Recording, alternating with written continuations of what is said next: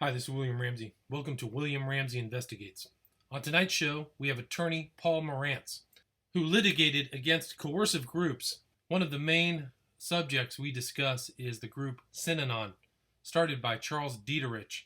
The following audio is of Charles Dieterich talking over the wire to members of Synanon, threatening violence against antagonists of the group. After the audio of Charles Dieterich, there will be a 3-hour discussion with Paul Morantz concerning his 2 books and his experiences litigating against coercive groups. This interview will only be 1 hour. The following 2 hours can be found on my YouTube channel at William Ramsey Investigates. Thank you very much. And I keep thinking of the militant posture. Militant defenses, don't tread on me, or something like that. And that's what I think we must do that. I think we must do that. And I think taking this kind of a posture will decimate our population once again.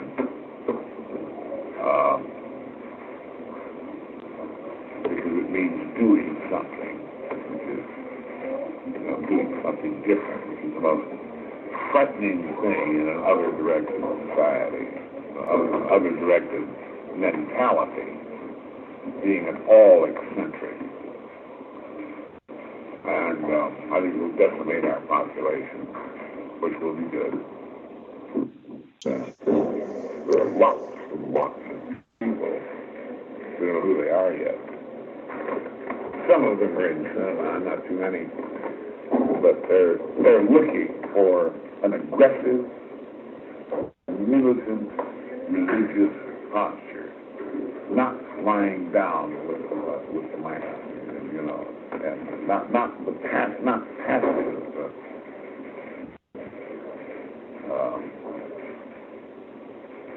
religion, not turn the other cheek religion, but that is traditional religion in the main. That does not mean that is the only religious posture. Not at all. It just happens to be to have been the convention of the one that broke down. Now, I think we're continuing to pendulum. We'll go over to the other side, and I propose that we be in the vanguard of that movement. We've already tested it out in various small, tiny, minuscule ways by beating up the Danube punks, by beating up the San Francisco punks, by chasing the dingbats around with our hay rooms and so on. We're beginning now, most ineptly, to throw people downstairs in Santa Monica. We won't be as inept at this in another 6 months. We will not be inept at all. And I think that we could, without too much effort, get a reputation that will be all over the United States within 1 year's time. Don't fuck with Synanon in any way. I think that's what that's what I'm trying to do. I'm trying to do that, and I'm trying to bring that about. I think that is is the new religious posture. We'll see. Maybe I'm right. I think we will bring that about. We started quite a while ago with the Imperial Marine deal and so on. We're doing that, taking our best people, putting them into this kind of situation. And it is our intention to do just exactly that. We're not going to mess with the old time, turn the other cheek, and religious posture.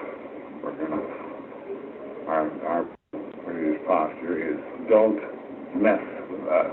You can get killed dead. Physically dead. And we're going to crack some bones. Not too many, you don't have to. the man. And we're going to react to all aggression toward us. We either think we have a good thing here or we don't. If we have a good thing here, then we're not going to permit people like greedy lawyers to destroy it. And we're going to make certain that they don't and that their friends know about it. The preceding audio was of Charles Dieterich, founder and head of Synanon. Now on to the interview with Paul Morantz. The book that I read was Escape, My Lifelong War Against Cults, written by attorney Paul Morantz. Paul, are you there? Yes, I am. Awesome. Well, I really appreciate you taking the time to talk about this book and your life as an attorney who fought cults. I read the book over the last week. It's a fantastic read, really interesting. But I would suspect much of this audience hasn't heard your name. If you could give us a little background about yourself, how you got into the law, where you grew up, things like that, that would be great. Sure. But first, let me correct you that I would not describe myself as being part of the anti-cult movement. Okay. A movement is actually what the book complains about, the more accurate description for a cult. And there is an anti-cult movement, okay. And sometimes it takes on the same characteristics of a cult, black and white thinking, the ends justify the means, and led to a period that's sort of past now of kidnapping, deprogrammings, and I was never a part of that. Okay, I was someone who tried to educate people about the dangers of cults. Awesome. Well, I appreciate that clarification, but tell the audience a little bit about your background, where you grew up, etc. I grew up in West Los Angeles. I went to Hamilton High School. My dream was to go to USC, and there I was sports editor and good friend of John McKay's and O.J. Simpson, and it was a very fun time of life.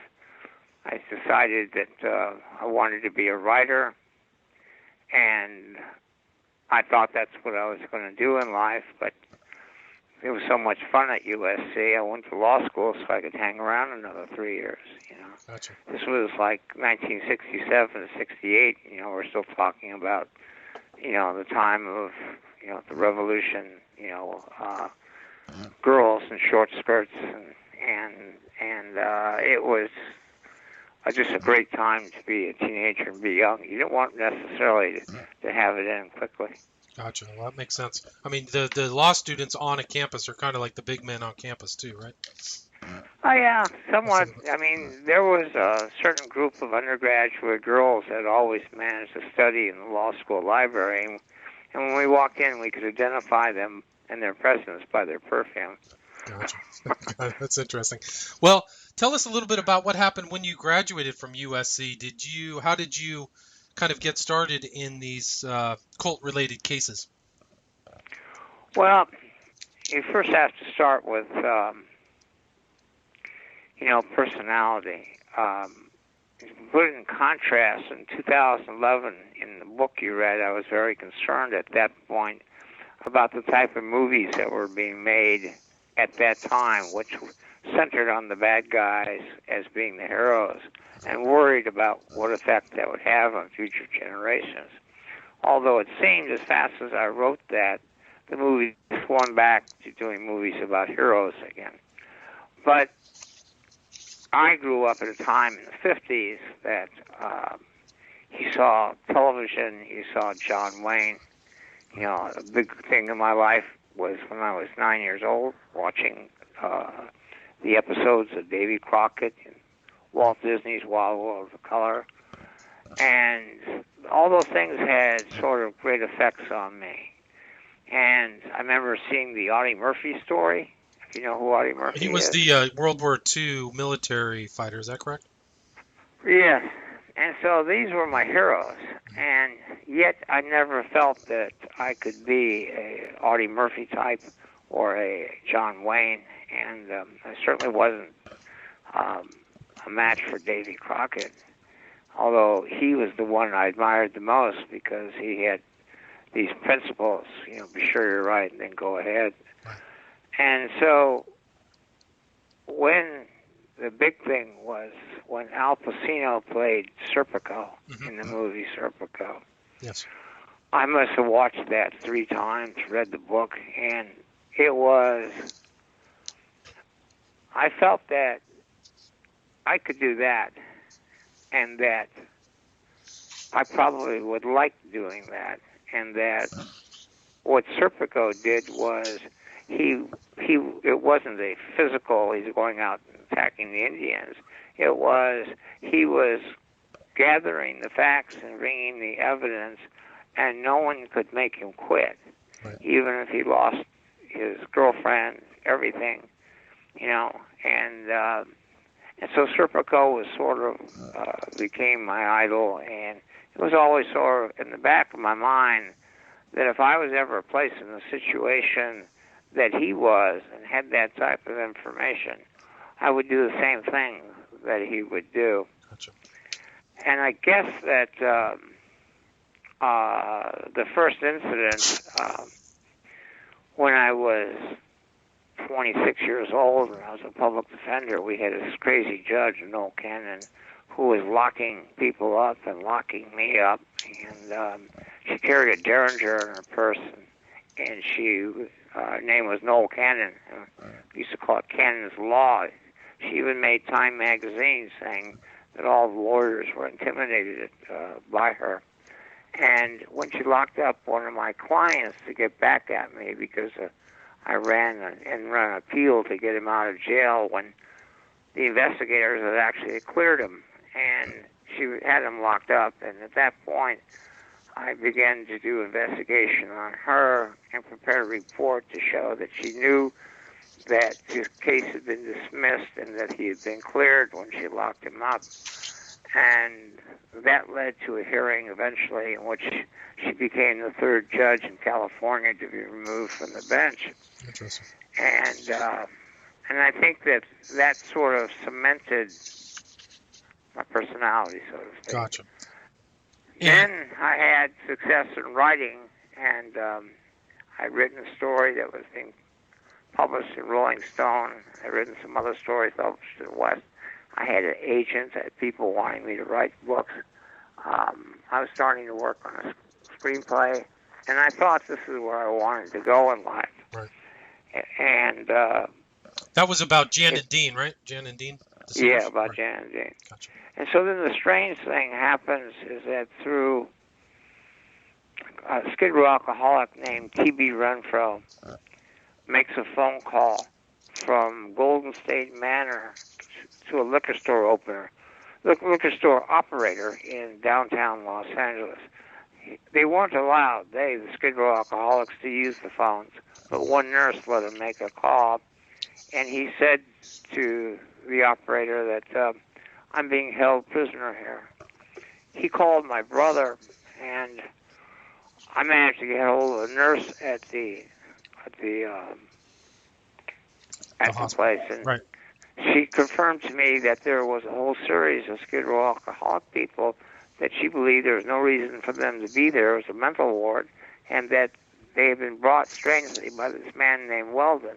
She had done a little investigation and found out that they arrived the same day that they left prison for drinking. Interesting. So I thought they were probably there on probation. I just didn't understand it. On probation, a judge can say, instead of a jail or for a shorter jail sentence, you agree to go spend time in a nursing home. But that's still voluntary. They can still walk out. It just would mean they'd be breaking the conditions of probation, and they could be sentenced. But I figured it was something that probably everyone involved didn't really understand. I wasn't really ready to think that people could kidnap Skid Row alcoholics to make money off of them. It just didn't seem like that was a likely thing. Right. But then the thing that changed, I guess, the course of my life was the next Saturday. There was a story in the LA Times. They arrested X-ray operator, a guy does portable X-rays at nursing homes, because he hired a hitman to assassinate the administrator of Ranchos Los Amigos. And the reason for that is that the administrator was going to testify that the X-ray lab portable guy was trying to bribe him to send certain long-term patients to certain nursing homes. Gotcha. And when I thought, wow, if that's going on in that industry, maybe I should call back that nurse again. And I would spend about 2.5, 3 months pretty intensely researching, finding former employees at the nursing home. I finally found a bookkeeper who, for her own safety, kept copies of the payoff checks to the capper who brought the bodies to the nursing homes where they were being filled with Thorazine. And when I finally had it all put together and knew exactly what was going on, that there was this conspiracy to kidnap Skid Row alcoholics to fill the beds so they could collect the money from Medi-Cal, Medicare, and Social Security, I knew that once I went down for my one client, T.B. Renfro, to get him out, that they'd let all the others out and that they would destroy the records. So I took everything to the health department and laid it all out for them. And they said, what do you want us to do? And I said, I want you to come with me when I go to get my client out, because you have the power to grab the records before they destroy them. Right. And so that was the start. And so for 2.5 years, I was involved in that case. I had Skid Row alcoholics living in my apartment at times when their depositions were taken to make sure they stayed sober. I sort of became their babysitter. And when that case was over, I was sort of a local celebrity, not a national celebrity, but a local celebrity. You know, I was known to the health department. I was known to the county council. I attended many hearings. And so I had a lot of people sort of believing in me. Gotcha. But I thought that was my last of it. I thought, okay, I did my Serpico thing. You know, they could not make me go away. 8 law firms. You know, I battled the case and I exposed the nursing home industry. When T.B. Renfro, my client, died, he was on the front page of the LA Times as a Skid Row alcoholic who launched the biggest investigation into the nursing home industry in its history. So I felt, well, I've done that, did that, and now go back to my writing career. And about that time, I had Jan and Dean now was being, made to a movie in CBS. So I got my into Hollywood, so to speak, because you can't really sell until you sold. It's kind of a hard circle, but now I had pierced it. And I met a woman that I thought I was going to marry, had 2 kids, and so I saw my life as being pretty well set. And I probably was going to leave law. I wanted to sell the next screenplay or write a book, something to just give me a little more security and confidence, because I wanted to raise these kids and marry this woman, and so I couldn't go back to, writing in some apartment, selling magazine stories, like the Rolling Stone that did not really pay the bills, Right.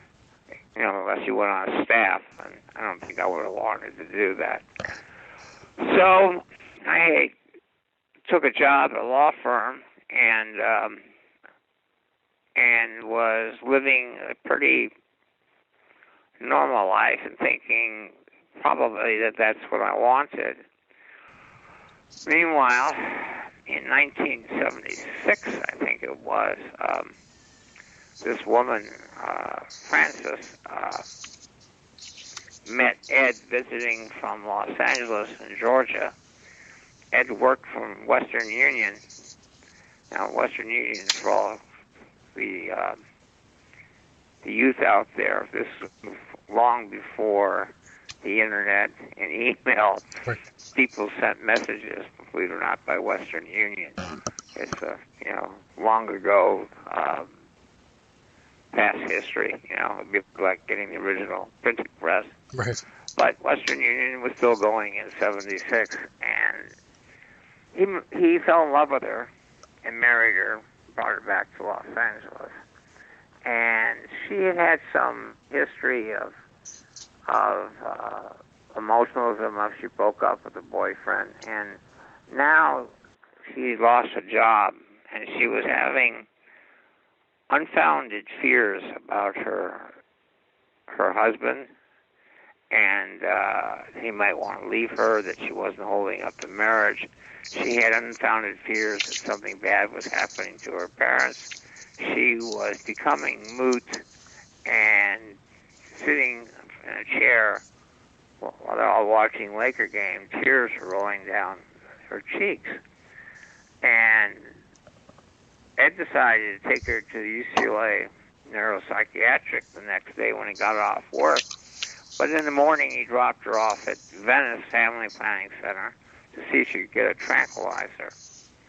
Venice does not apply tranquilizers. It's strictly birth control advice. And the person there, husband was a donor lawyer to Synanon, and she said, why don't you go to Synanon? Maybe they can help you. And she took a taxi cab ride. And as she said, going up the steps, that someone said to her, don't go in there, you'll never come out. But she went in, and she went upstairs, and she answered a few questions. Do you want Synanon's help? Yes. Will you do what we said? Yes. And then they came up, and she had waist-long hair, and they shaved it all off, bald. Wow. And then they took her by the wrist into an apartment across the street, and the next morning put her in a bus to Marin County. Right. When she'd ask for her husband, they would say, well, he knows where you are. He obviously doesn't love you. We're your family now. Meanwhile, they called the husband, and he was coming down there, and he was being told he wouldn't be allowed to see her, and males gathered around the desk and sort of pushed him out.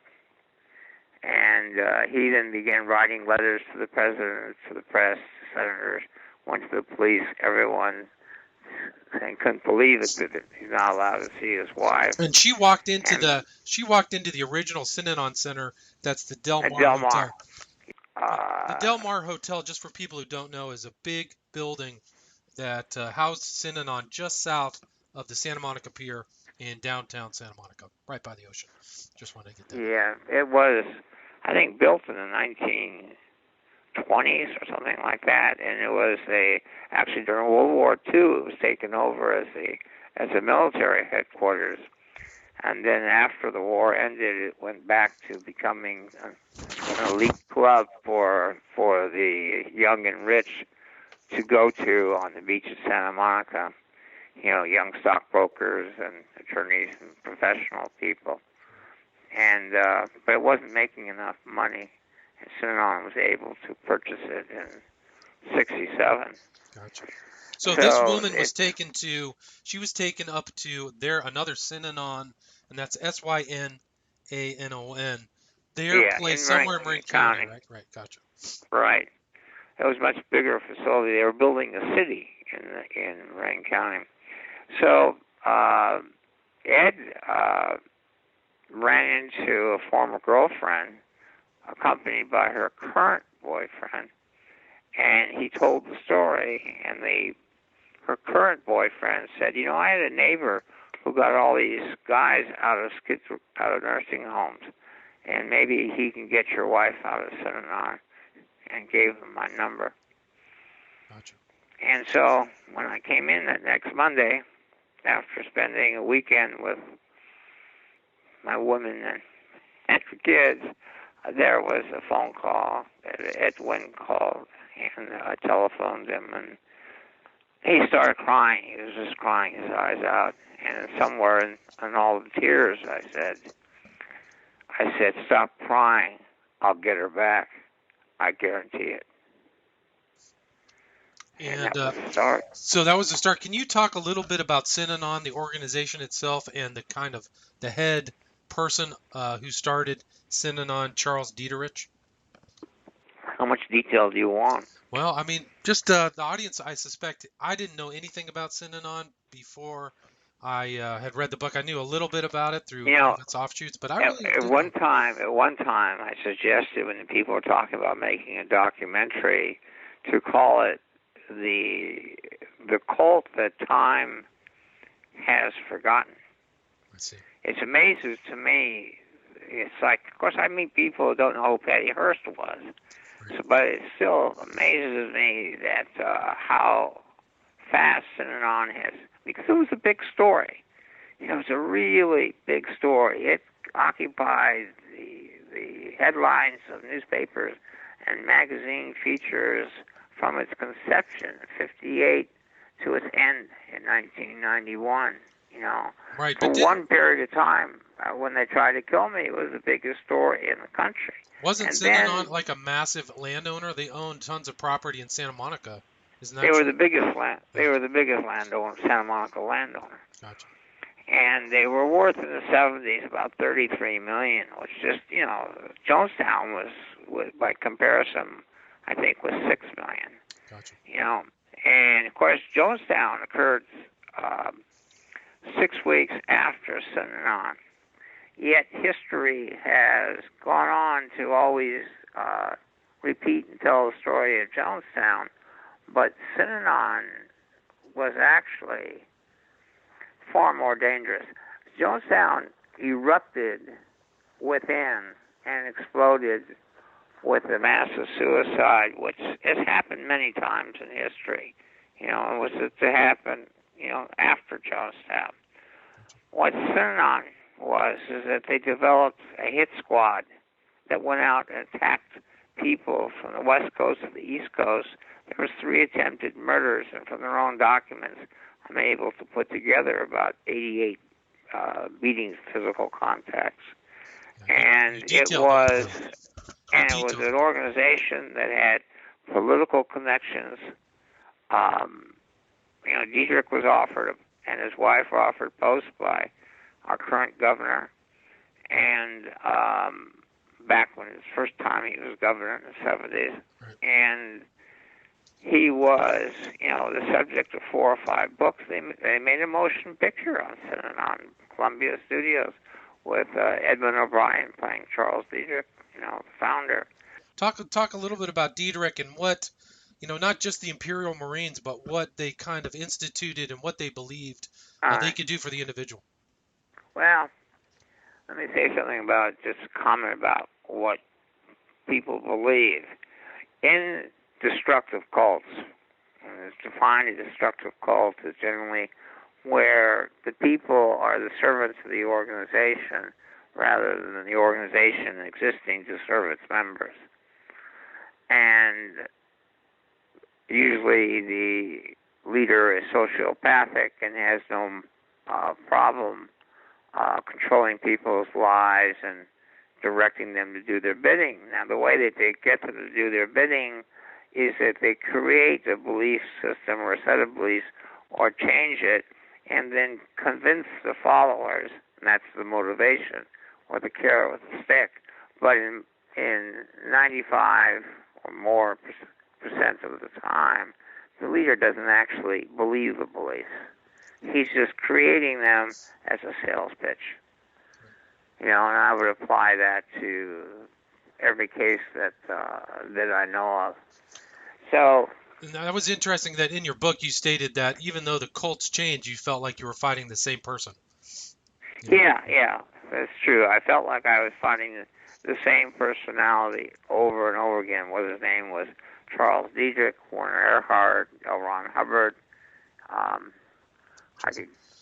My concerns today are over the future, president-elect. The same kind of personality traits.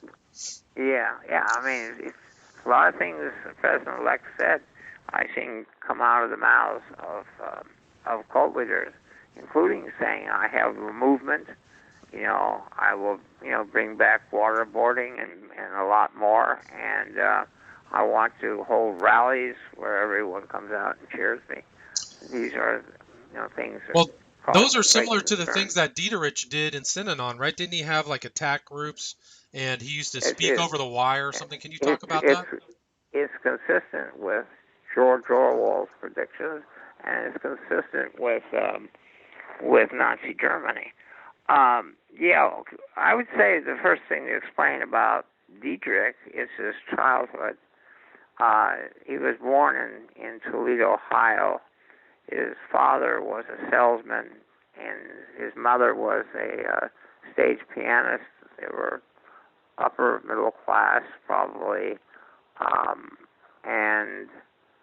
but the father died when he was 4 in a automobile accident, drunk. And his mother made Chuck the favorite of the 3 kids that she had, and she was the oldest, and he was sort of at a very early age made into the man of the family. And 4 years later, his youngest brother dies of the flu. We're talking about a time in which, they didn't have the, the drugs that we have today. The flus were like epidemics, wiping out millions of kids. But when he was 12, his mother remarried a very rich man in Toledo, and Dietrich became jealous that his role as the leader of the house was taken from him. And by that time, he started to drink, rebel rouse, and had a sort of a life as a party person, to be the opposite of his father-in-law, who was conservative and religious and financially successful. Chuck tried Notre Dame and flunked out elsewhere, and finally gets a job for the Standard Oil Company, and he Gulf Oil, excuse me, and he becomes a salesman for them and has some success. Marries. He has a son, and but he's just becoming more and more of a drunk. She finally throws him out of the house, and he decides to go to California and be a beach bum. When he arrives in California, he ends up working for Hughes Tool, and finds his way to, when he marries a second time, and that one ends marriage the way the first one does. He's just too drunk, and she's had enough, and he had a daughter in the second marriage. After they divorced, the second wife's new boyfriend, when she broke up with him, shot her, killed her in front of Chuck's daughter, J.D. Wow. So J.D. ends up coming in to sit on, and she will become later the heir successor. Gotcha. When Dietrich became an AA fanatic and rose within AA, he volunteered for an experiment that was being done to see whether or not a new drug might help alcoholics stop drinking. And the drug was LSD. And Dietrich took it and had this great experience where he believed that he saw the world as it is. There was no good, there's no bad, it just is. And went through a period of reading philosophy books, psychology books, and then began to speak in those tones at AA instead of the normal religious tones. And he developed a following that would come to his apartment after the AA meetings, and they would enter into a circle and play what was later to become called the game. And the idea was you can scream and attack anyone's behavior, and you don't even have to be telling the truth. You can say anything you want to have a cause and effect. And a couple addicts came around and were allowed to participate. AA in those days did not allow addicts in because of the belief it could not be cured. and they would just rob and steal. And these addicts stopped shooting while they were there, although later they would go back to it. And more addicts came around. The alcoholic people didn't want them. And AA said they can't come to meetings. And so Diederich stood up at AA and, accused them of bigotry and everything. He made his decision. And his decision was, well, you got AA for the alcoholics, but there's no one for the addicts. So he tossed out the alcoholics and kept the addicts. And at first it was just a small storefront in Venice called the Tender Loving Care Club. Right. But when they found the name was taken, when they finally incorporated in '58, someone had smeared the word for their games. They were called Rule Synonyms at the time. And actually, they were called seminars or symposiums, and someone slurred the word together and got synonym.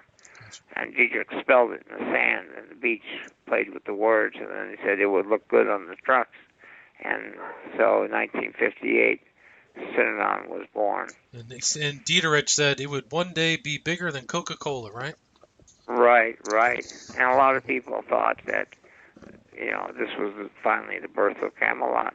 And in some sense it was. I mean, Synanon was actually in this history of quest for utopia, it maybe got closer than most.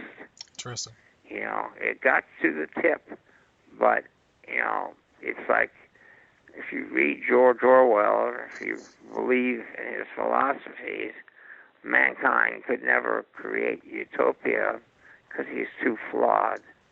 And in the end, it will crumble. And that's kind of how it played out in Synanon. I mean, even though they attracted people like Leonard Nimoy, Robert Wagner, they had their own kind of strange kind of doctrines and phrases that they used for their stuff. They, talked about... Every cult does. Every cult makes its own language, whether or not it's Scientology, Synanon, Moonies.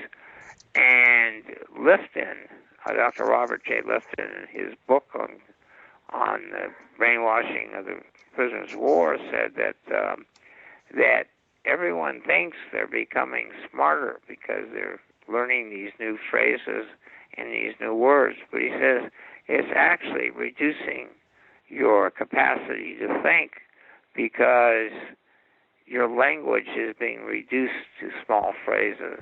Right, gotcha. And to repeating small phrases. So you're actually not, it's the language of non-think. Gotcha. Yeah, I mean, it's interesting, all those phrases and terms. And I mean, he was basically like a human potential. It became a human potential movement, right? From kind of drug rehab. Yes. I mean, I could go on for a long time about Maslow, who was sort of the creator of all this. But see, Synanon just copied, as it went along, sort of whatever was popular at the time. So in the 50s, you had the coffee houses and the beatniks. And so the image of Synanon was a coffee house and where people played bongos. And so Hollywood sort of discovered it. Charlton Heston, like I said, Natalie Wood, Lucille Ball. Everyone was coming down, Steve Allen, because they wanted sort of an escapism, they thought, from, if anything, from the phoniness of Hollywood. Synanon was real. People talked, supposedly, about real problems and the problems they had growing up, and it was very attractive. The amount of non-addicts who would come to their Saturday night parties and donate money just kept growing and growing, and Synanon became more and more famous. And then it just kind of went sour. I mean, you talked about the Imperial Marines. You talked about some of their strange stuff. Well, it's a lot slower process than that. It's in my other book, Miracles of Madness. I only tell the story of Synanon. It's a huge book, 670 pages, and it's meant to be the most complete study of one group that you'll ever see. I had every newspaper ever written on Synanon. I had all their memos. I had tape recordings of Diedrich, and I was able to put together this amazing story in history. But it was, first the addicts began to use the language of the street, the swear words, and they were allowed in the game so you could, attack people. You were not allowed to commit violence, and you were not allowed to threaten violence. The belief was that that would stop people from speaking. And then also, if there was violence, that the police were waiting to tear them down. Synanon was born in controversy. You had a group of criminologists like Louis Jablonski and different people that thought it was, the greatest thing in the world. And you had a senator tell John F. Kennedy that it's the miracle on the beach. Santa Monica was against it. They did not want a beacon attracting addicts from all over the country who would then fail and then, occupy Santa Monica. Right. They wanted Synanon, gone. And they arrested Diedrich for operating a hospital without a license and out of zone. At that point, using a National Guard armory that was located on the beach right on the edge of Santa Monica.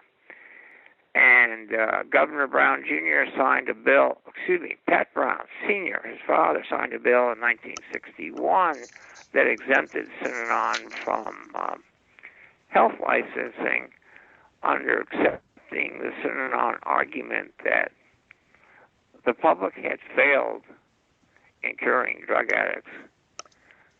So keep the state out of Synanon and let Synanon go its own way and find its own cure. Gotcha. And that was accepted. There was a very powerful minority view that Synanon didn't cure anybody but absorbed people, and that it had cultist aspects, and that one day there would be a state of mind in Synanon that they were afraid of. Turns out that those people were the ones who had a better crystal ball. But you can't blame the people who jumped on Synanon's wagon, because they had, from the beginning, like 13, 14 people, average age, say 35, 36 years old, that had robbed banks, that had, done stick-ups, that had, been hooked on heroin since they were, 15 or 14, who now were living lives that were envious. And a large part of that was that they had reached an age where they were tired of the streets. They had reached an age where they were ready to commit to something, to get off drugs.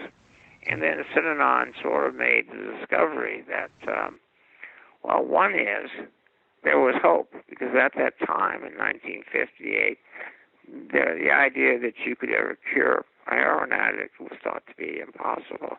There was no hope. We might as well just give him his drugs or shoot him.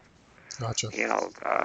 And Synanon had showed that, if you put a roof over their head, take away their problems by giving them a bed, feeding them friends, not only friends, but the people that they knew on the street that they used to shoot with are the people who are telling them, don't do it anymore, and look at me, look how I look today, and you can look like this.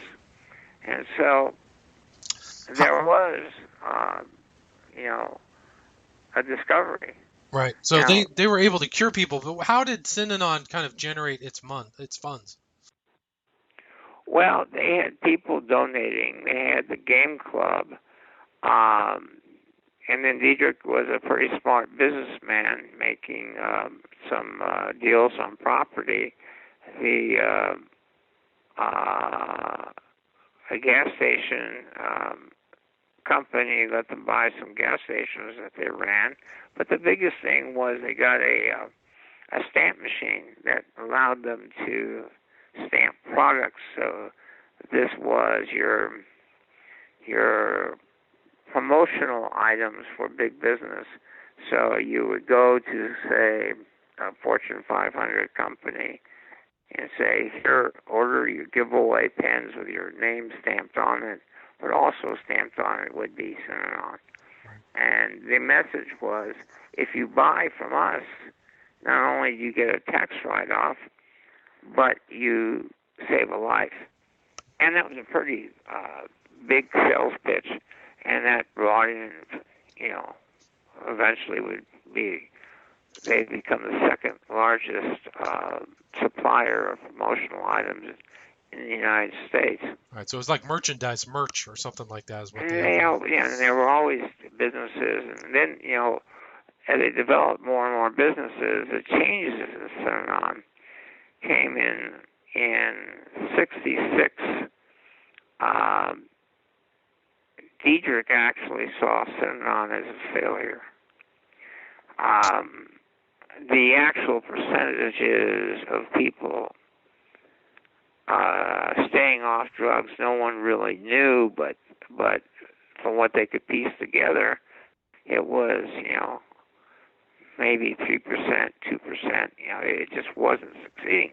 Gotcha. A large part was they were getting younger people. A lot of people coming, on the information. A lot of people came there just to get clean for a while and then leave. They didn't have the same dedicated people that they had in the beginning.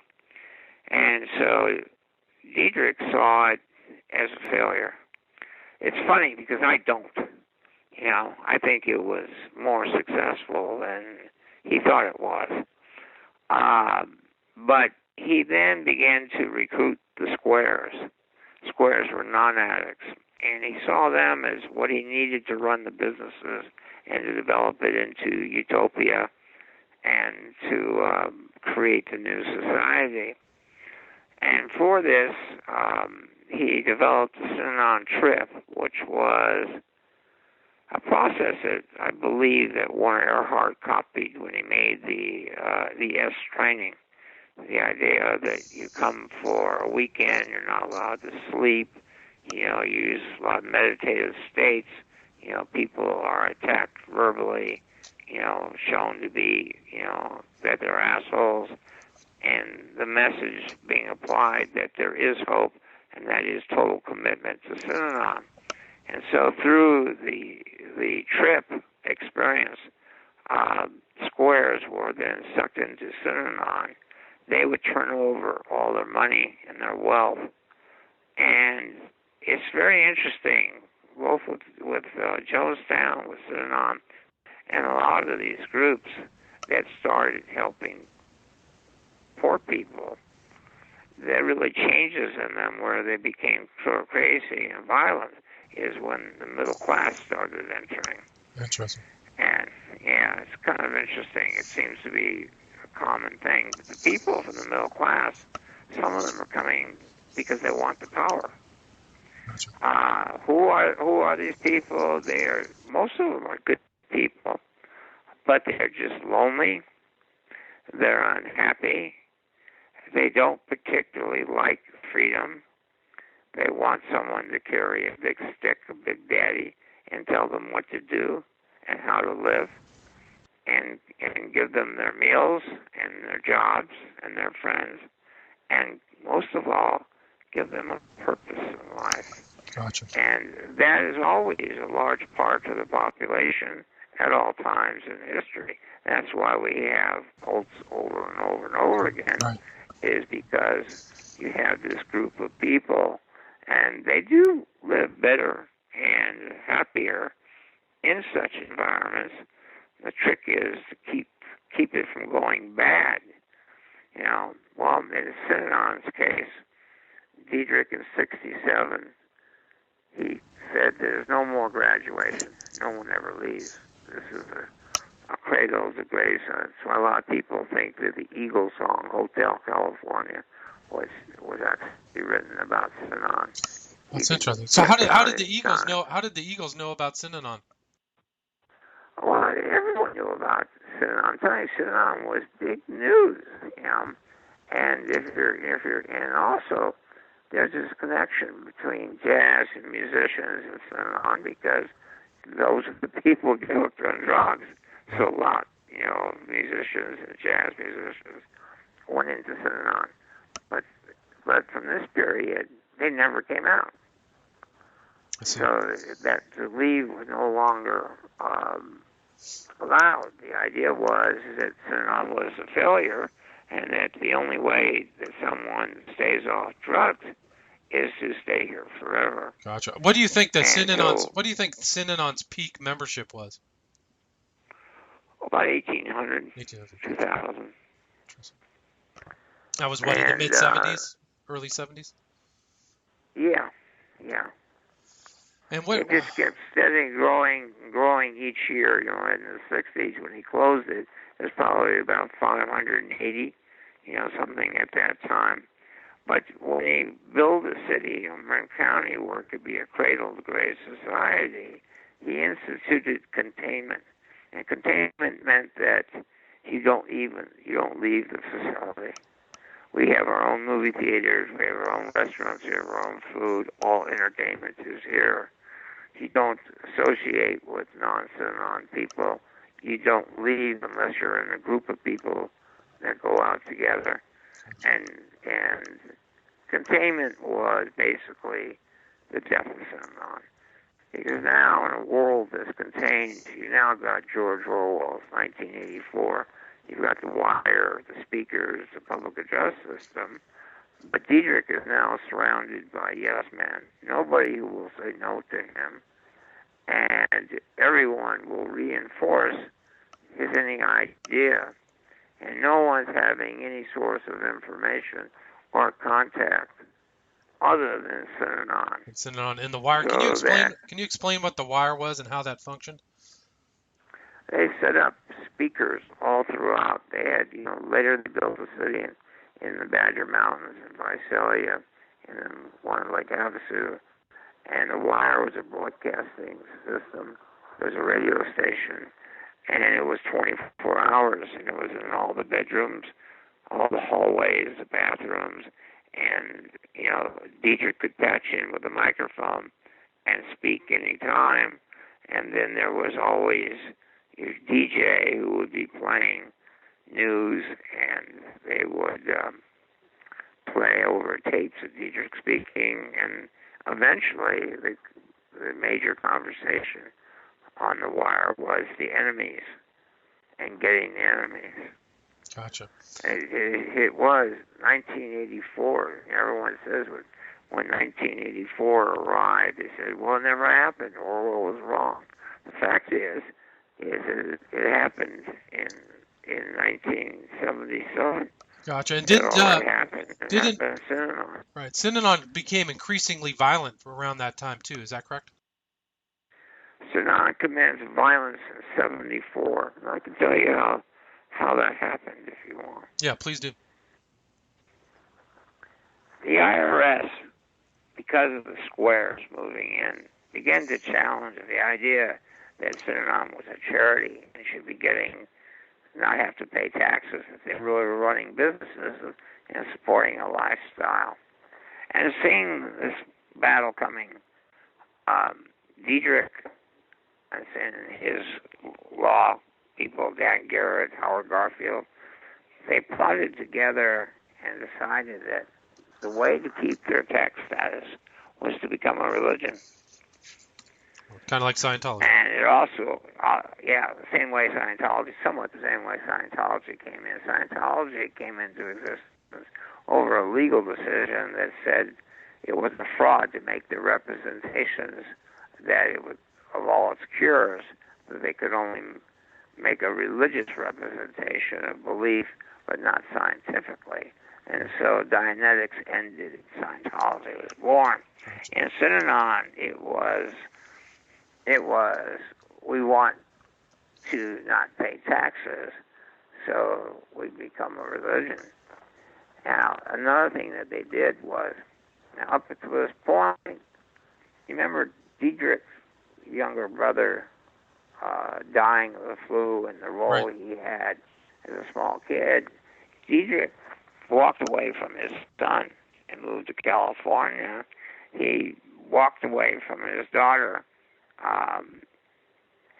he had never shown any interest in kids. In fact, on tape recordings, you have him just basically say he doesn't like them. And so inside Synanon, babies were taken from their mothers at 6 months and put in a hatchery where they would be raised by the community, and parents were discouraged from ever seeing their kids. They don't belong to you, they belong to Synanon. But by now, you've had kids who had grown up and been 18, and they basically leave. And Dietrich says, well, we spend all this money feeding and raising them, and then they leave. So we don't profit from this. So why do it anymore? So he basically orders, starts a vow of childless to have no children. But first, he says, we're going to take in the teenagers who are troubled and apply the Synanon system to them. And the Synanon system was to put them in the game, make them work jobs, and to strict punishments and a system of rewards and punishments and orders to act a certain way or you will be punished. And they then applied to juvenile departments and to the state and said, hey, don't spend your money putting these kids in juvenile hall. Send them to us, and we'll fix them. And this became known as the Punk Squad. And these kids were streetwise and really didn't want to be there and wanted to get back. And so the Synanon system didn't work at all. And Dietrich got frustrated. He felt they should be respected by these punks. And so he ordered that you could hit them in the face, kick them in the ribs, knock them to the ground, and then just put them in a game to discuss them why they got treated that way. And they even kept logs on it, which I have. I knew they beat up. And then eventually it spread to even the kids that were born there. If they acted out, they could be subject to this treatment. And then if a kid tried to escape, he was beaten. And if a kid tried to steal money or something to help him escape, there's one kid, Clifford Zipperary, they brought him up on the stage, and 4 people were beating him up while it was played on the wire so that everyone could hear him screaming. Wow. Dietrich called it a carom shot that affect the behavior of one person. It spread. And then it was people who stole from Synanon to go out and teach them a lesson.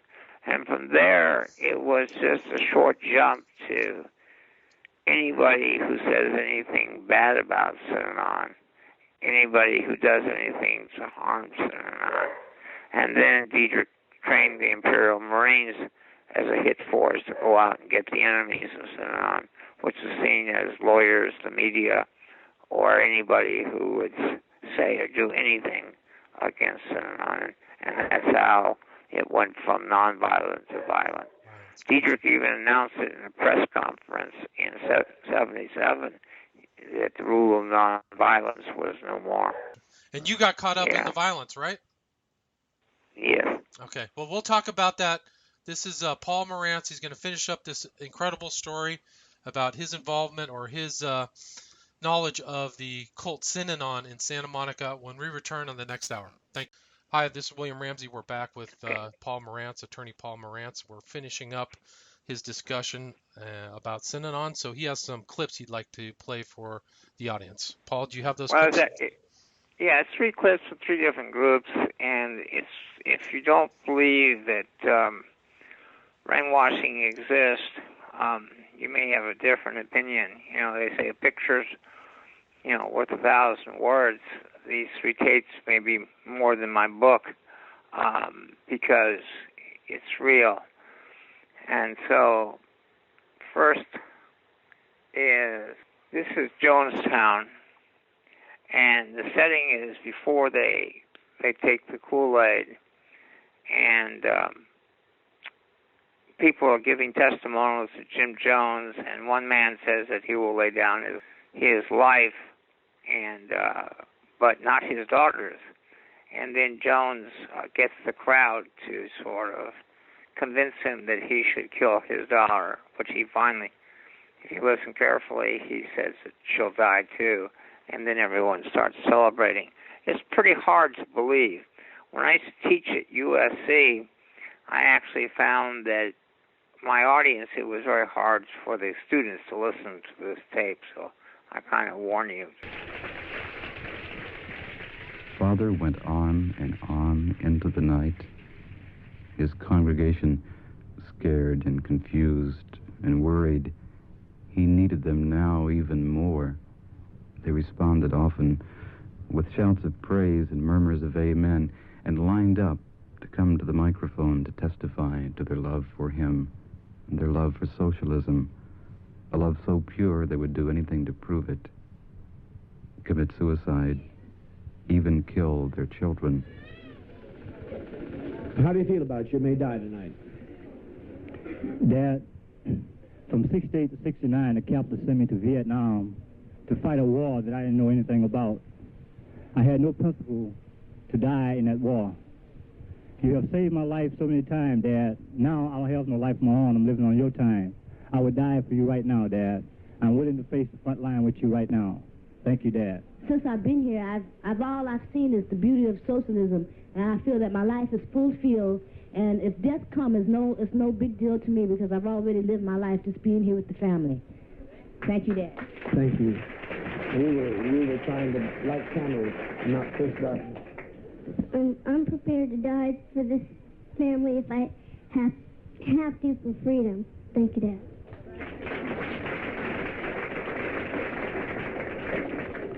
I'm also prepared to die after 44 years of not being able to contribute anything to this life or finding any point or reason for it at all, and not being well known at all. There sure would be no glory in it, but for the children here, for the freedom, as long as there's one remains on this earth that isn't free, none of us are free. And I'm prepared to give my life if need be. No, I'd give mine in the place of hers. Would you like her to be taken by the fascists then? And hold it now. He walked out on a sensitive point, and that maybe you think about it. They brought up a sensitive question, and you may not understand the gravity of that question, but all of our children have faced this. We went through white nights, so they'll not be hurt by it. We haven't had any child cause us any difficulty by facing this kind of thought. Jerry, the question would be, if the fascists were coming up the road right now, and we were going to lay down our lives and fight for it, you say you would give your life for your child's, but would you leave it for the fascists to have? What would you do in that case? If it came to that, I would have to take her life. Fine. You understand that? You understand that? Well, you... But she's so old, she'd fight. How old is your child? 11. Well, she passed the age. We fight at 11. It's under that we consider that. She would take up a cutlass and fight till she was dead. Unless it came to an overwhelming invasion, then we would gently put them to sleep, which we have, where they never know what hits them. We are already prepared for that. People who are really loving and a father who's genuinely compassionate is prepared for all such emergencies. But you don't do that as long as there's alternatives in which you can make a mark. You don't do that unless there's alternatives.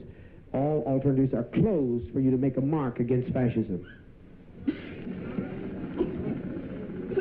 Yes, I think you all should die tonight if it's our turn. I'm willing, Father, to stand with you all the way, just like I always have told you 3 years ago. Everything seems and will always be the same. I'm not changing. You don't need to say. You don't need to say no more. I remember your fight. I love you, Father. I know you do. I know some of my people that others go. I felt like they're gonna hurt you. When they hurt you, they hurt me. I'll tell you the truth. I'm not gonna lie. You're the only father I have. It's the only family I have. I give up my brother. I remember you fighting. You. I remember when you sang, I never heard him. Sing it for us right now. I'm going to sing it for you. All the days of my life, ever since I've been born,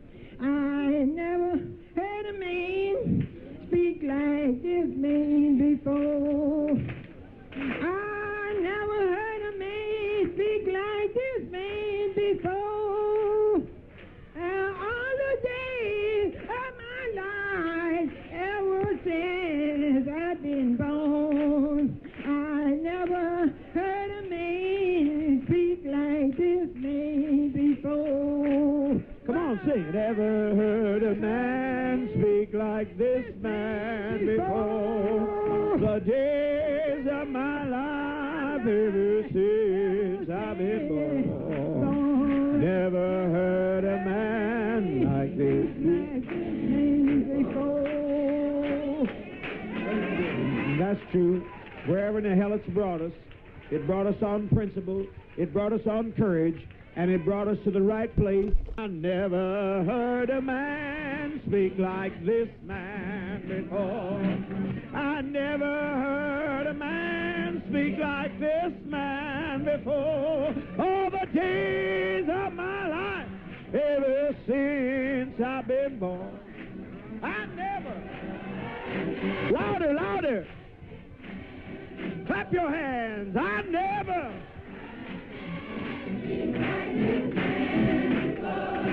I never heard a man speak like this man before. All the days of this life, ever since I've been born, I never heard a man speak like this man before. Now make your sound move.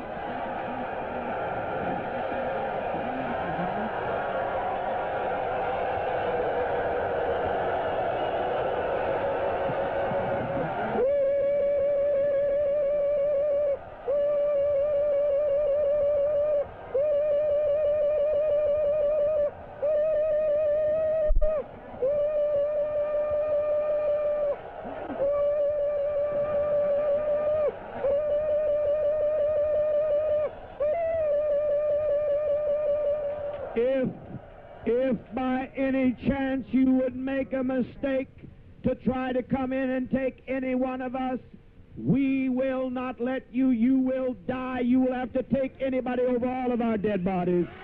What you heard was 900 people singing themselves to their death. It's amazing. It's an amazing clip. Yeah. Next one is... this is the Center for Healing Therapy, and when people were brought in, they were made to go for 2 weeks every day to meet with a therapist in a room. They don't allowed to watch TV or do anything, wear makeup, and it's called their intensive. And in this one, the patient tells the therapist that he beat someone blindfold in the chest, and the therapist says, "But you knew you could do it, you set him up." And when he refuses to agree with that, you'll hear what happens. Okay. No, I didn't set him up. Did you think you would play better than me? Yeah. I wasn't sure. Can't be sure of that. Fucking boy, stop it! Don't do that again! One more fucking time, I'm gonna rip you apart! I'm not fucking around! I mean it! I know you do. God damn it! You want to play innocent right now? No. Well, you better get up and do something about it! Let's hear the innocent boy! Let's hear it! Stop it! God damn it! Say that again! Stop it! Keep saying it! Stop it! Keep saying it! Stop it! I'm not gonna stop it until you get that fucking voice out of you! Stop it, goddammit! Stop it! Stop it! Don't kick me, you asshole! I'll beat that shit out of you! I know you will! Stop it! You want to play innocent? No, I want to play innocent! Then you start talking, stand up! Now start talking! Oh, you scared me. I can't stand up! Now let's hear it. I'm afraid you're going to stop. Oh, fuck. You're not afraid I'm going to kill you. Stand up. Now talk. Nothing's coming out. I'm afraid. That's right. Nothing's coming out.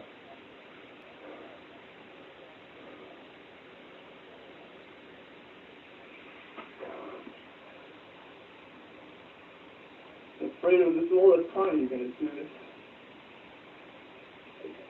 He was my brother. There's the innocent boy. I'm afraid, goddammit!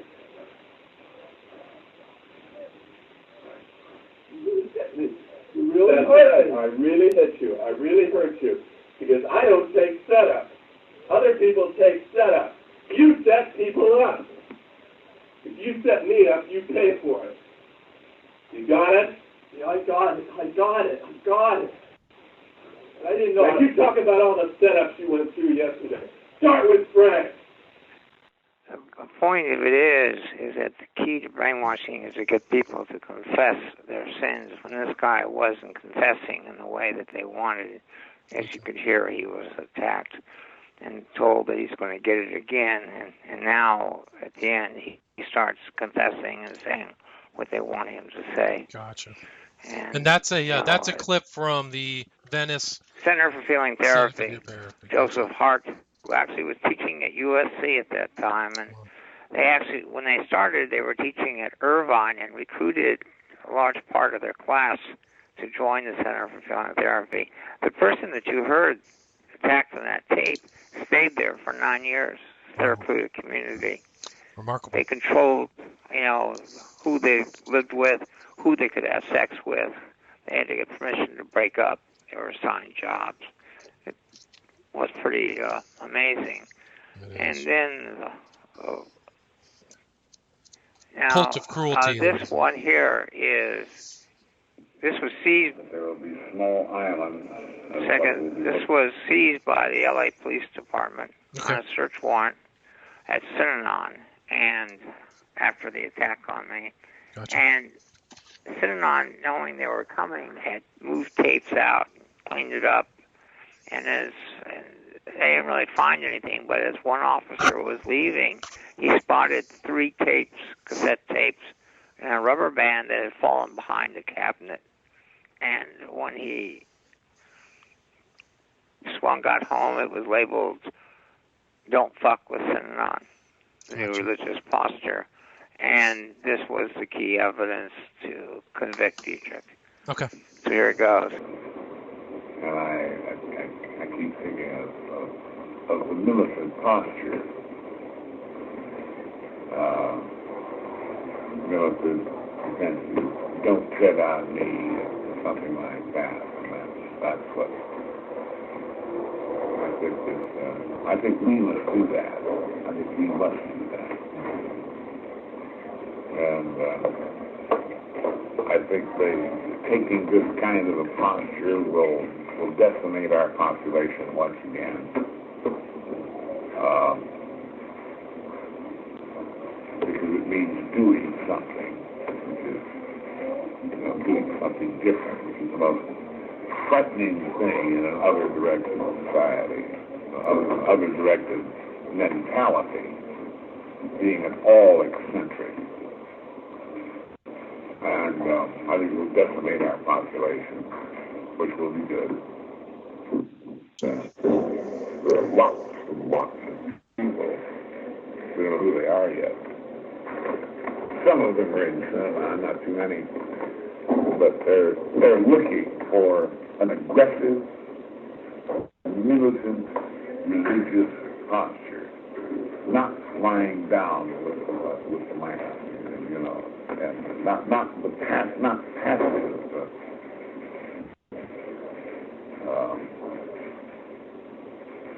religion, not turn the other cheek religion. But that is traditional religion in the main. That does not mean that is the only religious posture. Not at all. It just happens to be to have been the convention of the one that broke down. Now, I think we're having a pendulum. We'll go over to the other side, and I propose that we be in the vanguard of that movement. We've already tested it out in various small, tiny, minuscule ways by beating up the Vancouver punks, by beating up the San Francisco punks, by chasing the dingbats around with our hay roofs and so on. We're beginning now, most ineptly, to throw people downstairs in Santa Monica. We won't be as inept at this in another 6 months. We will not be inept at all. And I think that we could, without too much effort, get a reputation that will be all over the United States within 1 year's time. Don't fuck with cinema in any way. I think that's what that's what I'm trying to do. I'm trying to do that, and I'm trying to bring that about. I think that is is new religious posture. We'll see. Maybe I'm right. I think we will bring that about. We started quite a while ago with the Imperial Marine deal and so on. We're doing that, taking our best people, putting them into this kind of situation. And it is our intention to do just exactly that. We're not going to mess with the old time, turn the other cheek, and religious posture. We're going to, our religious posture is don't mess with us. You can get killed dead, physically dead. And we're going to crack some bones. Not too many, you don't have to. You've proven that. And we're going to react to all aggression toward us. We either think we have a good thing here or we don't. If we have a good thing here, then we're not going to permit people like greedy lawyers to destroy it. And we're going to make certain that they don't and that their friends know about it. That's remarkable. Well, what year was that? Yeah, and it was remarkable, but as I'm listening to it, who does he sound most like that you've been hearing, talking somewhat similar to that? Well, that guy, that Dieterich sounded a lot like Jim Jones to me. Very aggressive. Well, yes, but I'm talking about in the recent last year. Oh, I think that Trump. Yes. We're going to bring back waterboarding. We're going to do a lot more. We're going to, make America great again by, what we're going to do to our enemies. Right. I want to stop the libel laws. It's remarkable. One of the reasons I'm frightened is because I've heard this tape, and I could, similarities. Do you know what year that was that he recorded that? Yes, it was September 5th, 1977. 77, so it was late. But this was at Morning Court, in Synanon. Dietrich would have the microphone be played on the wire, be over breakfast, and it would be replayed over and over again. But they would write down summaries of his speeches at Think Table, and later when Dietrich was arrested, they had his Think Tables for all of 77 through to the present, and from the summaries you can see that this was a constant theme repeated over and over again at Morning Court, what they're going to do to the enemies. Right. Well, he repeats himself, too. That's kind of like a rhetorical strategy, too, is to impart that upon people by just saying, it's a new, different posture. No more, turn the other cheek. He just sees that over. How long did that tape go for? Well, I just paid you, part of it. How long is this usually? Went on. Well, like 30 minutes? Would he drone on for hours? He could go on because he could go from subject to subject. There was another tape that they seized called "The Freebies Are Over," which planned how they were going to get the money out of Synanon into their private pockets. Gotcha. But what's amazing is later is in the tape is one of the lawyers speaks up, and it's like talks about me. And so you realize that makes it so chilling is you can hear people, having breakfast and listening and joining, saying yes, and there's nobody who says, wait a second, we can't kill people. Right. Yeah, it's crazy. Well, let's go back. Let's go back to where we think it's crazy, but it's not. Well, it's the way human beings are. It explains. Cults are microisms of larger society. When you really study them, you sort of understand what happens in nations at a bigger level. You sort of understand, why ISIS was so predictable a result from the Iraq War. You understand how people polarize, particularly when they're attacked. Right. And I think it had a lot to do with the way the election went. Was the if you look at my book, it was written 2011. It came out in 2012. Mm-hmm. And I said, what does the future hold after the economic chaos in 2008? Right. The fear over loss of jobs the modern technology has, and the globalization, and then the ability for someone to rally people through social media. What will the future hold? Of course, I never said, the person. That was very portentous because Trump clearly is playing off of people's fears, and he's a master of social media. They say he's one of the best users of social media they've ever seen in a political sense, sending tweets all day. It may be, but what was more interesting to me, in one sense, was that the media took Nixon down. Bush had this high rating, and then when they finally woke up, the media took Bush down. But Trump, the media exposed him way before the election. I mean, nonstop. I was just wondering, who's reading Time, Newsweek? Who's listening to John Oliver? It was hard. But now I sort of realize that it's what George Orwell said and Eric Hoffer, that when people are afraid and they're losing their freedoms and they're worried about themselves, they want someone who's going to bring a boot down on somebody's face. Yeah.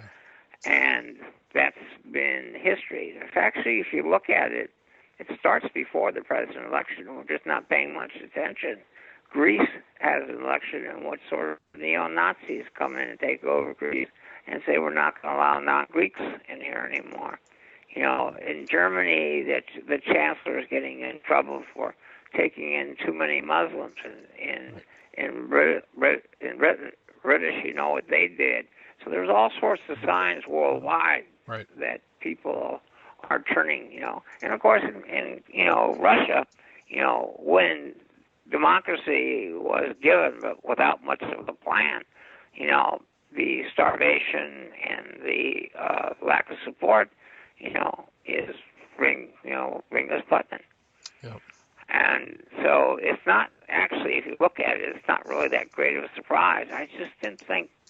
I thought the difference in the United States and elsewhere is our free media, and it's the first time I sort of seen it not protect us. Well, I think that they attacked Trump pretty viciously. In my opinion, they were after him all the time, but it didn't seem to resonate with people. I think it may have actually worked against them because that solidified people's position, like, these people are all a cartel. Yeah, but also I think that the Democrats underestimated just how much people were fed up with the Clintons. Yeah, I think so. I mean, she was a big part of it. I don't think Hillary Clinton was. Yeah, she's not a great candidate. She's not a great. Trump is a lousy candidate. In fact, she was a lousy candidate, and what she did most of the time is drop to his level and get in a pissing fight with him. That's true. And he's much better at it than she is. Yeah. She needed to keep it like, just go on, Donald, but I'm going to talk about issues and what my plans When she said are. deplorables and called them deplorables, that's when I knew she was going to be in deep trouble, because then she really alienated people against him. Half of his supporters are deplorables. Those are the people who are going to go out and vote. She just incentivized people who were on the fence to vote against her. So I think that was a big mistake. That's the sense that the Clintons were arrogant and think that they're sort of royalty, and they've been making too much money, and I think there was a lot of that. Yeah. Hi, this is William. We took a little break and returned to the subject of Synanon and Charles Dieterich. Thank you. All right, Paul Morantz, if we're back, can you please follow up where we left off and talk about the Imperial Marines and their association with Synanon? In the tape that I know is going to be played here, or has been played, about Dietrich, he talks about they beat up the Danuba punks and the San Francisco punks and were throwing people downstairs in Santa Monica. They had already, by 75, began to beat up people.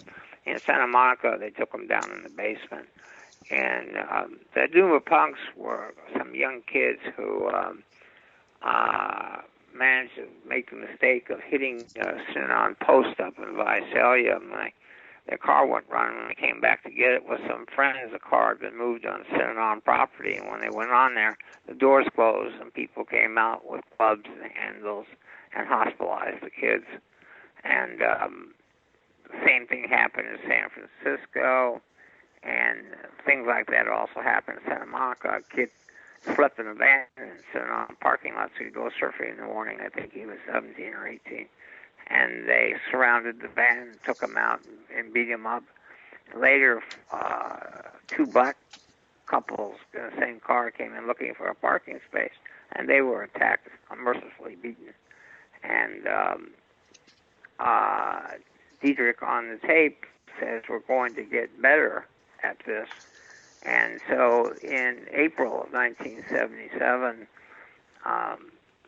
12 to 15 people are put on a list to be Imperial Marines. And in Depot Flats in Visalia, next to Synanon's airstrip, they commenced training to become Imperial Marines, being taught by an ex-sergeant in the military, and then ultimately by a Dr. Doug Robeson. And they learn about rattlesnakes, and they catch them, and they learn about Dr. Robeson tells them how the rattlesnake can kill a person. And they are taught that their mission is to protect Synanon and to go out and get the enemies. And then the Imperial Marines started doing just that. And for me, I guess it was the summer of 78, in June of 78, I got 3 kids out of Synanon. By then, Synanon had purchased $305,000, according to some reports, of weapons. Shotguns, 357s, high-powered scope rifles. And when I got this order to get these 3 miners out of Synanon to a grandmother, the father had left and the mother had died, so they were sort of abandoned. And then I contacted the San Francisco Police Department. I told them, there's one thing you should know. And this guy said, what's that? And I said, they've got more weapons than you do. And so 11 police cars Synanon had by now at a facility in San Francisco, and we talked them to grandmother to allow a visit and talked them to bring the kids to San Francisco. And they didn't know we had the court order. And the police said, go and enforce the court order. And they said no. And the next thing, 11 police cars had surrounded them, and rifles and guns were all pointed at Synanon. And at that point, Synanon gave up the kids. And now, Synanon's aware that I've done this. Sort of struck again, you might say. Gotcha. And the other big thing is that I knew that people had to know about Synanon, and I didn't know when I was going to get a trial date. So, I tipped off the media, and the media, was following the cases, and stories were appearing about Synanon. And then in September, I win a $300,000 judgment for that woman. And I thought maybe at that point it might be over. But on September 19th, Phil Ritter, who had been trying to get his child out and also had gone to the authorities about forced vasectomies in Synanon when Diedrich declared there was no more children. And he came home and he was attacked, hit over the head with axe handles. He would have died, but someone walked by and saw it and started screaming and stopped the attack, and they ran away. And when that happened, I knew that I was in deep trouble. There had been a bill to exempt Synanon from all licensing. I'd worked to get the health department in there, not on the drug addict side of it, but on the side that they were taking in people like Frances, who was pre-psychotic and went psychotic because of her being in there, and that they don't have any license to treat, mental illness. Right. And so now Herschel Rosenthal was an assemblyman who was putting through a bill to exempt Synanon from all licensing. Barbara Boxer was then a Marin County councilwoman, and she had somebody in the county council call me and request that I go to Sacramento to defeat the bill. She was kind of afraid because they were constituents, and Marin County was very sparse in those days, a small little town the size of Synanon. It was intimidating everyone, particularly with the beatings. Right. And so I went, and the bill got defeated in the last committee by one vote. So when Phil Ritter got attacked, I knew that if they would do that to Phil Ritter, I was in big trouble because they would want me. I would be enemy number one. Right, and they had said, and Diederich had said on the wire, he said, "Who is this guy Morantz? Why didn't someone break his leg?" So he had said threatening things about you, probably without your knowledge at the time, right?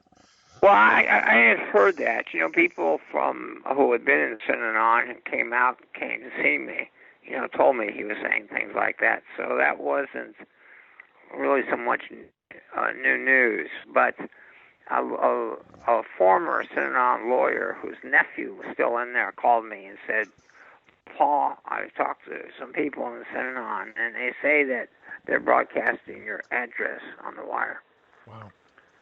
And that got me. At that point, I went and purchased a shotgun. I thought it was a very good idea. As I told the LA Times, I said, Synanon's going to try to kill me. And they printed it. And I thought, well, now they're not going to want to prove me right. So this should stop it, Gotcha. But I was wrong. And it was a very tough time from the moment of Phil Ritter's attack to the day that I got it. Was an incredible 2.5 weeks, sleeping with a shotgun by my side, afraid someone, if my dogs barked, to, go out in the backyard to, jump if I heard a crack. I would search under my car before I started it. I would be so careful crossing the streets.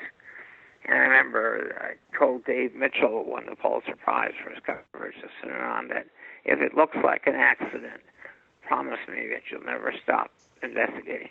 Right. So you were expecting to be jumped or run over by a car or something like that. Yeah, I thought they would try to make it look like an accident because it was it would be so obvious if something happened to me.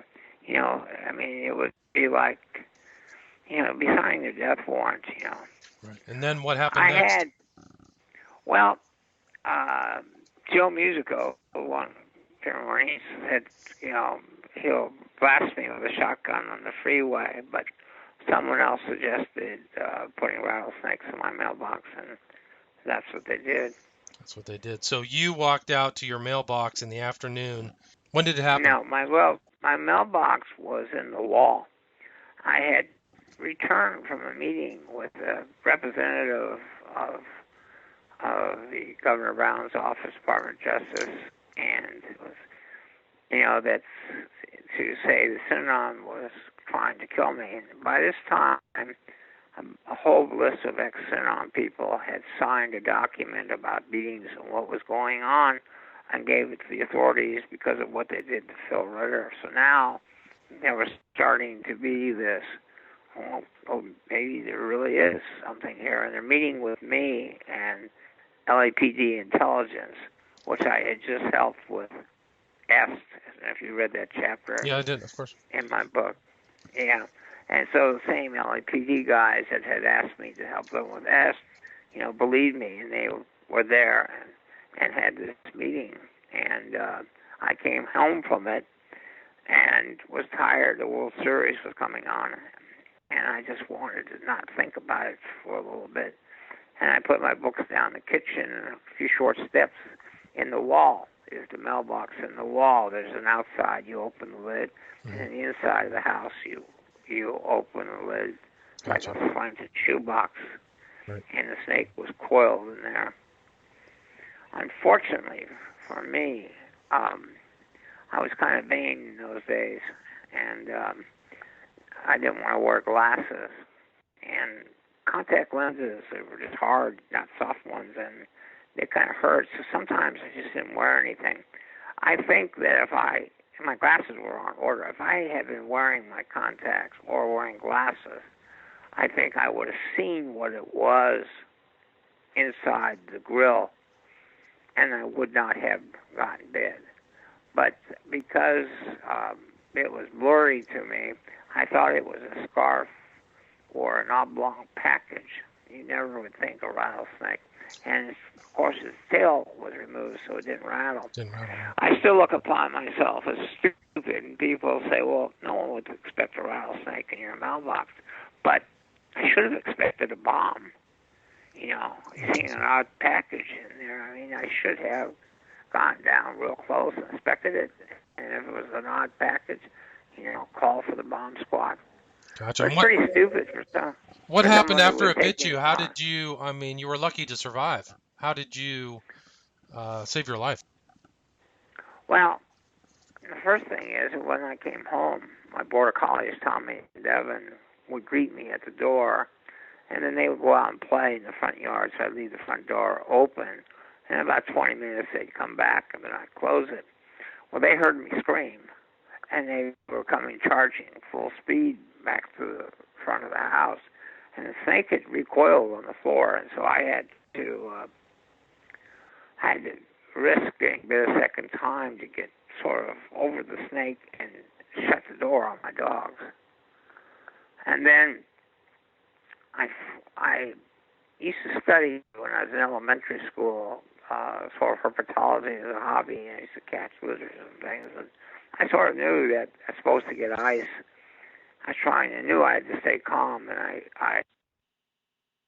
when you opened the back door, I knocked out the wood piece that would keep the sliding glass door from opening so someone could get in. I went out the rear of the kitchen door and locked it as I went because I wanted to make sure that no kids came in the house. And then as I went out the back door, I started screaming to my neighbor to call an ambulance and that I had been bitten by a rattlesnake, with Synanon. And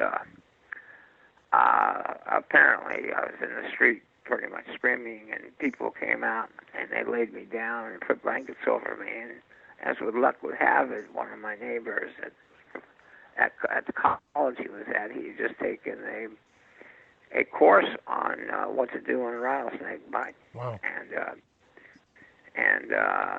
he, cut my hand and tied a tourniquet, took off his shirt and tied a tourniquet, and he may have saved my life. Wow, that's amazing. That's very fortunate. Yeah.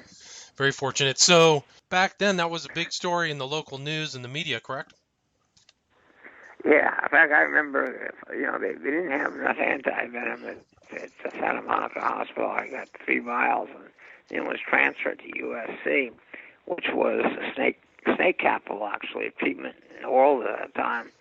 And I remember the doctor, a young woman doctor, came in, and she sort of laughed and she said, how did a big, strong man like you manage to get bit by a rattlesnake? And I said, it was in my mailbox. It was a murder attempt. And she looked at me like, what? And then all of a sudden, she heard noise behind her, and she saw all the policemen lighting up the hallway to protect me. Amazing. That's an incredible story. There's a picture of you in your book in the hospital bed with tons of photographers and guys from the media taking pictures of you. It's a pretty interesting. Yeah, it was a pretty amazing thing because, you know, it was like at the time, even though I'd see some new stuff on TV, I had no idea what was going on in the outside world. I didn't really have quite the sense of that this was the biggest news story in the world at this point. And so when they told me that they were taking me in the room to talk to some press, I just expected, you know, a few media people. And when I was wheeled into that room, I was shocked. You know, it was a big story. Unfortunately, I gave such a big speech about how there was going to be more violence and more cult violence that two of the people who were there went to Jonestown and died. That's a remarkable story.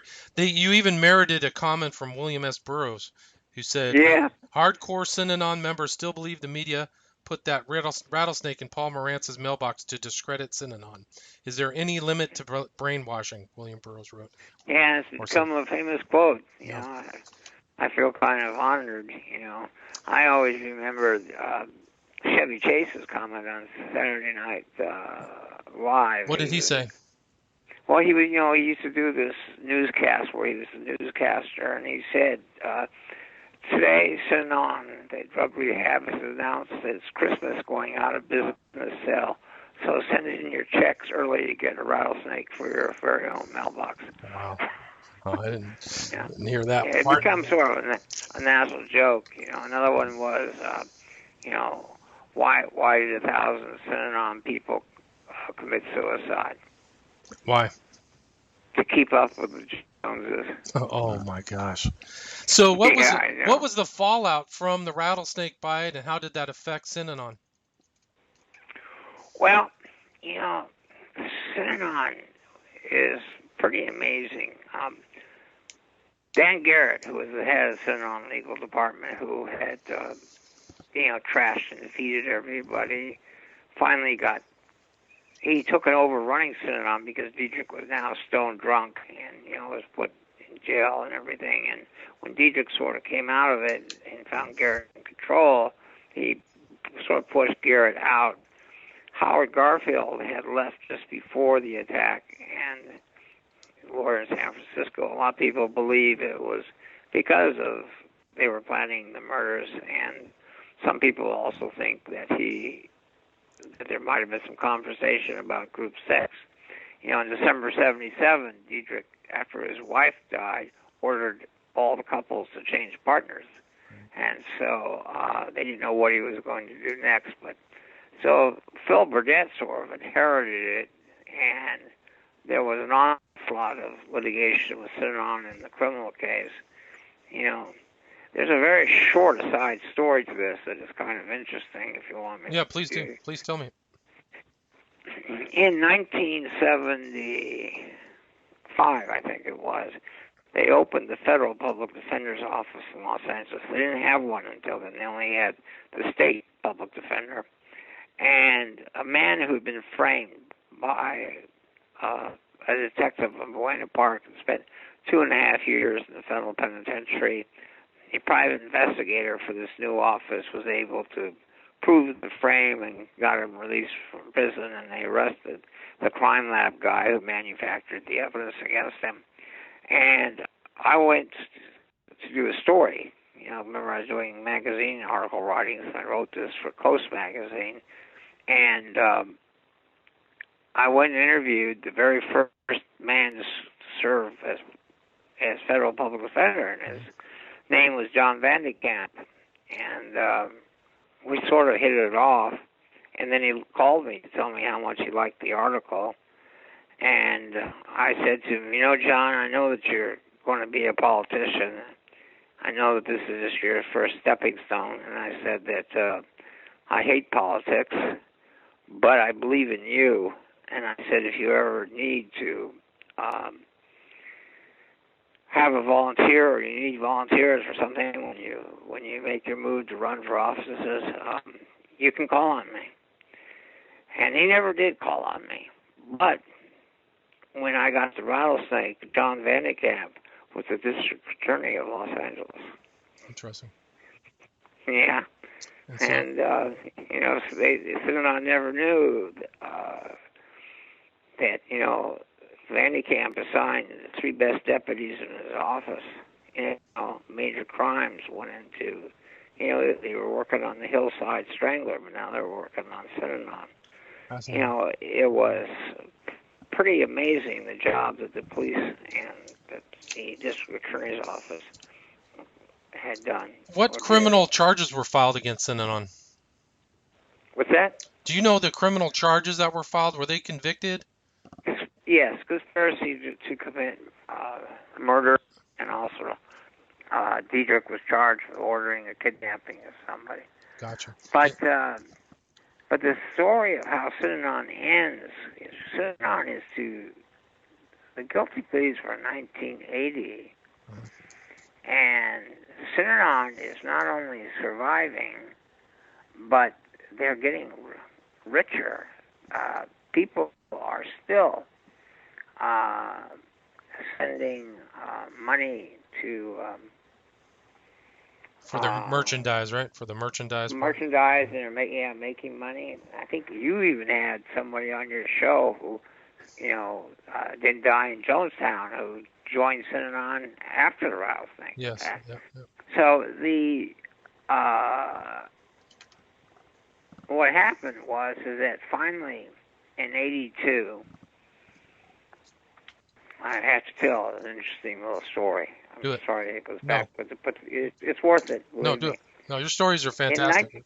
In 1978, Peter Bourne is the sort of drug czar and consultant of President Carter, and very good friends with his sister, who, if you know, was sort of into the self-help stars. And she was like a new ager, right?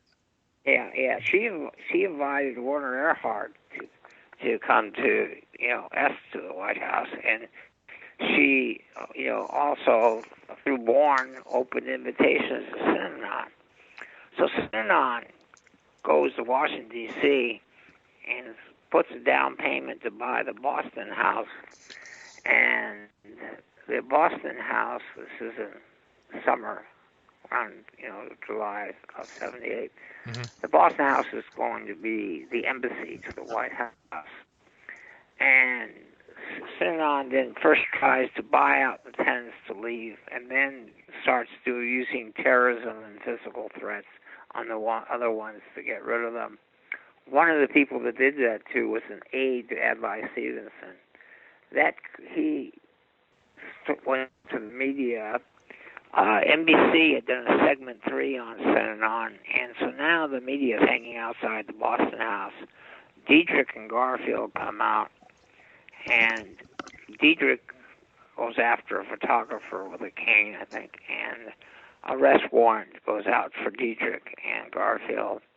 And at that point, Synanon, they all flee. In fact, they go to Italy. And it was there in Italy that Diedrich began drinking again. Right. He was like off for 17 years or something, right? Yeah. And a lot of people think that that's where he gave the orders on Ritter and me. But in Synanon, they started drinking. So, but that was in your... yeah.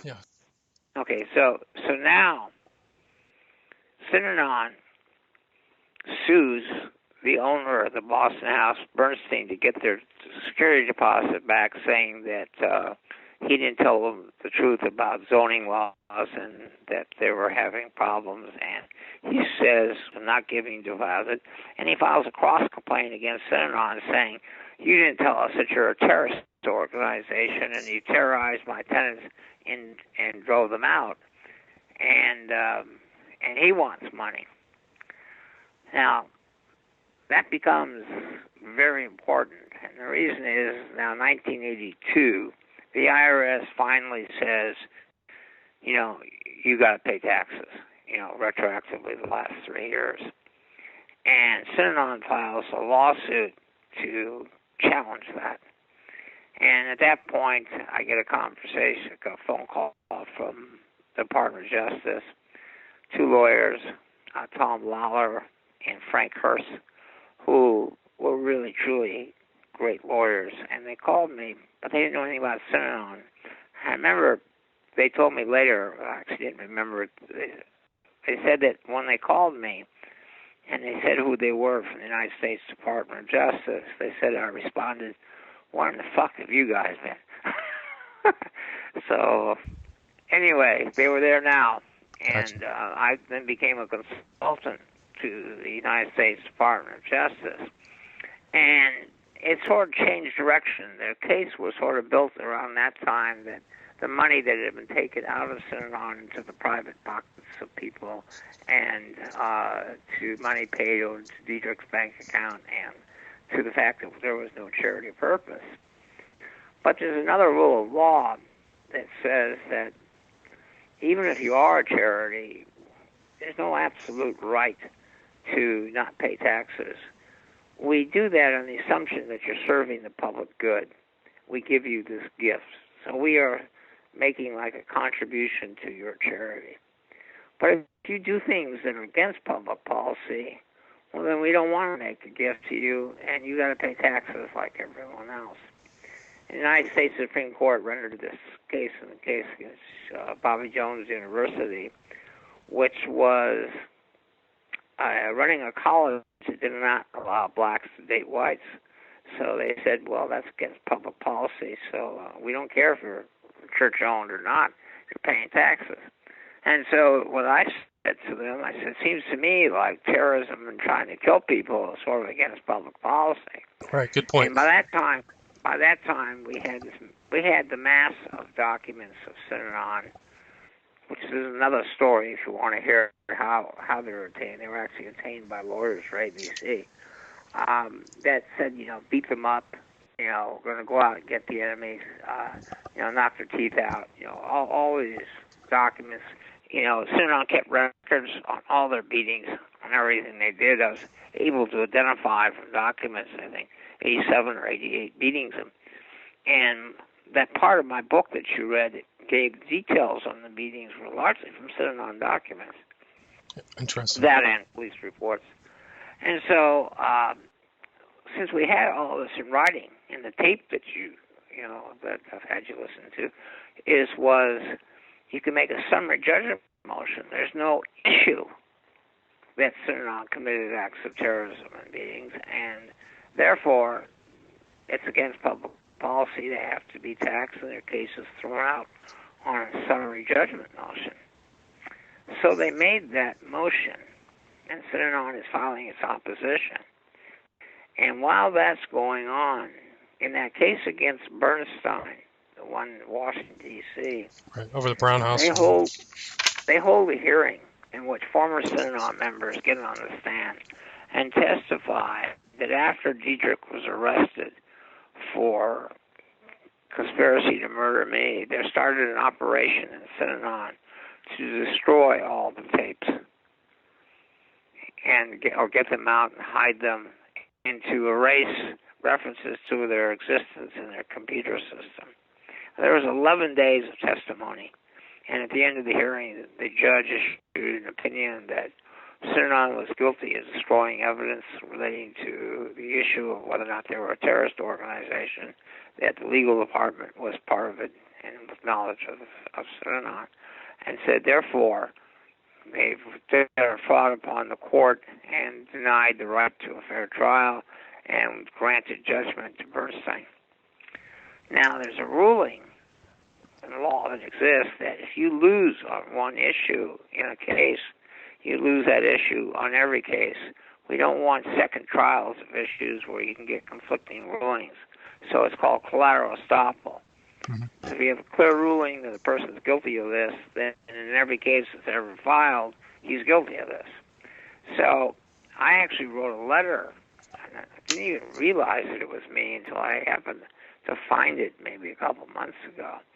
I wrote a letter to the Department of Justice that basically said, it was giving them advice, and suggestions on the summary judgment motion, draft of it. But I said, because of the Bernstein ruling, couldn't we argue that it's against public policy merely for a charity to destroy evidence as to whether or not they're doing a charitable purposes or not, and that you don't have to even reach the issue of whether or not Synanon committed the violence. The fact that they destroyed the evidence relating to the issue in and of itself would be a violation of public policy. And they filed a second summary judgment motion on that issue, and when signed to the same judge, believe it or not, had the Nixon tapes before him. He must have thought it was a big deja vu. And he granted on that theory. He said that I've been asked to rule as a matter of law Synanon was a terrorist violent organization, and he says, and there is the evidence for me to do that, but it's not necessary because Synanon destroyed evidence intentionally relating to that issue and has lied to the court, about it. The IRS wins. Oh, and that was 1984. Synanon filed appeals that went through the appellate court system, but never got anywhere. And finally, the next lawsuit is for how much do they owe? And the judge hears that decision. He's adding up what is the value of the squares living there and working for free. What is the value of this? And he's coming up with all these calculations and theories to total $55 million. I thought reading it, what the judge was really saying was 1 + 1 equals you don't exist anymore. Gotcha. That was both the mathematics that he was using, Right. And so Synanon appealed that and lost. And in 1991, 13 years after the rattlesnake, the doors of Synanon closed. Wow, that was it. But that wasn't the last time you had heard, or you heard or seen Dieterich, right? Because you met him face to face, correct? Yes. Do you want to talk about that a little bit? Well, yeah, it's actually in both my books, but it was there was this rancher in Visalia, November of 1977. I remember when it happened because I got involved in June of 77. So when this story trickled down to me, it was really scary. Ron Eitzen was a 50-year-old something sort of redneck type, cowboy living in Visalia, driving a truck, to work and everything. And he had his 3 kids and his wife lived up in the Badger Mountains. He almost gets in a road accident with some Synanon people, and some words are exchanged. And he goes on a fishing trip while Synanon is taking witnesses in the car and driving onto people's farms looking for who this guy is. There were several encounters where guns were pointed at each other. And Dave Gilmore was bragging his mouth around to help us find this guy. We're going to beat him up. And if you ever have anyone bothering us and you want him beat up, let us know. Talk that was going on. And finally, somebody sees Eitzen's wife and recognizes her. And there's a big chase scene. And she makes it back to her place and calls the sheriff. And when Eitzen comes back, he calls and gets Doug Robeson on the phone and says, what's going on? And he said, we have a lot of people in here angry and mad. And I says, I'll call you back. He calls him back, and it was tape recorded. And in the tape recording, Robeson says that we'll forget it if you apologize. And he says, I didn't do anything wrong. I'm not going to apologize. And he says, well, I warned you. I'm not going to argue with you. That was your warning, And at 12 midnight that night, they came to the ranch, and they held his family at gunpoint. His son Jeffrey, I think, was 15. His oldest son took away his rifle, and Eidson finally surrendered his because they had guns pointing at his family. And then they ordered the family back in the house, and then about 4 of them with rifle butts began stomping on Eidson and said, we're going to kill you. Somebody says, the cops, figuring that his wife had called the sheriff, they said, we probably should get out of here. And he lived. He was in the hospital for a long time, and he actually shared with the guy knew about punks. It was around the same. Or not Uber punks, but he shared it with 2 kids who I think they beat up at a fire station in the hospital. So now it's 81 is when you 80 or 81, sorry. Yeah, it was 1980. Eidson contacts a lawyer named Ed Martin in Los Angeles. Says he can't get a lawyer to take his case. And Martin calls me. It was actually Martin's idea. But this became kind of a recurring event for you, where if people had problems with cults or some type of experience, they would either through the grapevine or just through research end up calling you. Is that correct? Probably for me, this was more a situation like you're in a war and you don't leave your buddies behind. Gotcha. They had beaten up Edson. They had this man had never gotten justice. It was like a hanging thread. Right. It was also necessary for me to say this on, you didn't chase me away. Gotcha. I guess my point is, Paul, is I was just saying that from other cults too, people would call you for advice or legal services as well. Isn't that true? Not just in yes. Okay, gotcha. Yes. In fact, the Center for Healing Therapy had sort of popped up around 1980, and I sort of put someone else on the case just to finish Edson. But the point that I want to tell you is that the statute of limitations back then was 1 year. This happened in November 77, and now we're in 1980. And so when we served them with the lawsuit, I used to fly up a 6-seater airplane to Australia and take air sickness pills. The one is that what we argued is that the exception to the statute of limitations is if you do something to prevent the person from being able to file the suit. So what we claimed is that Synanon, by doing the new religious posture and all the attacks it did and all its lawsuits and terrorizing Visalia, that every attorney in Visalia was too afraid to take this case. And particularly when they tried to kill me, there wasn't any way a lawyer was going to take his case. So I said, that's why he didn't file within the statute. He'd been trying all along. And now I'm here from Los Angeles to finally see he gets justice. And I think, whether or not we were so right on the law, but the judge ruled in our favor, I personally think he was just so happy to see me. That's why someone was going to take him on. I believe it. And that's what led to your deposition of Dieter. Yes. So it was in that case in Visalia that I flew up to take his deposition. Now, in the ABC litigation, Dietrich had already blurred out about Edson, saying that, some country bumpkin had, messed with our people on the road, so, he had to be taught a lesson that our roads will be safe.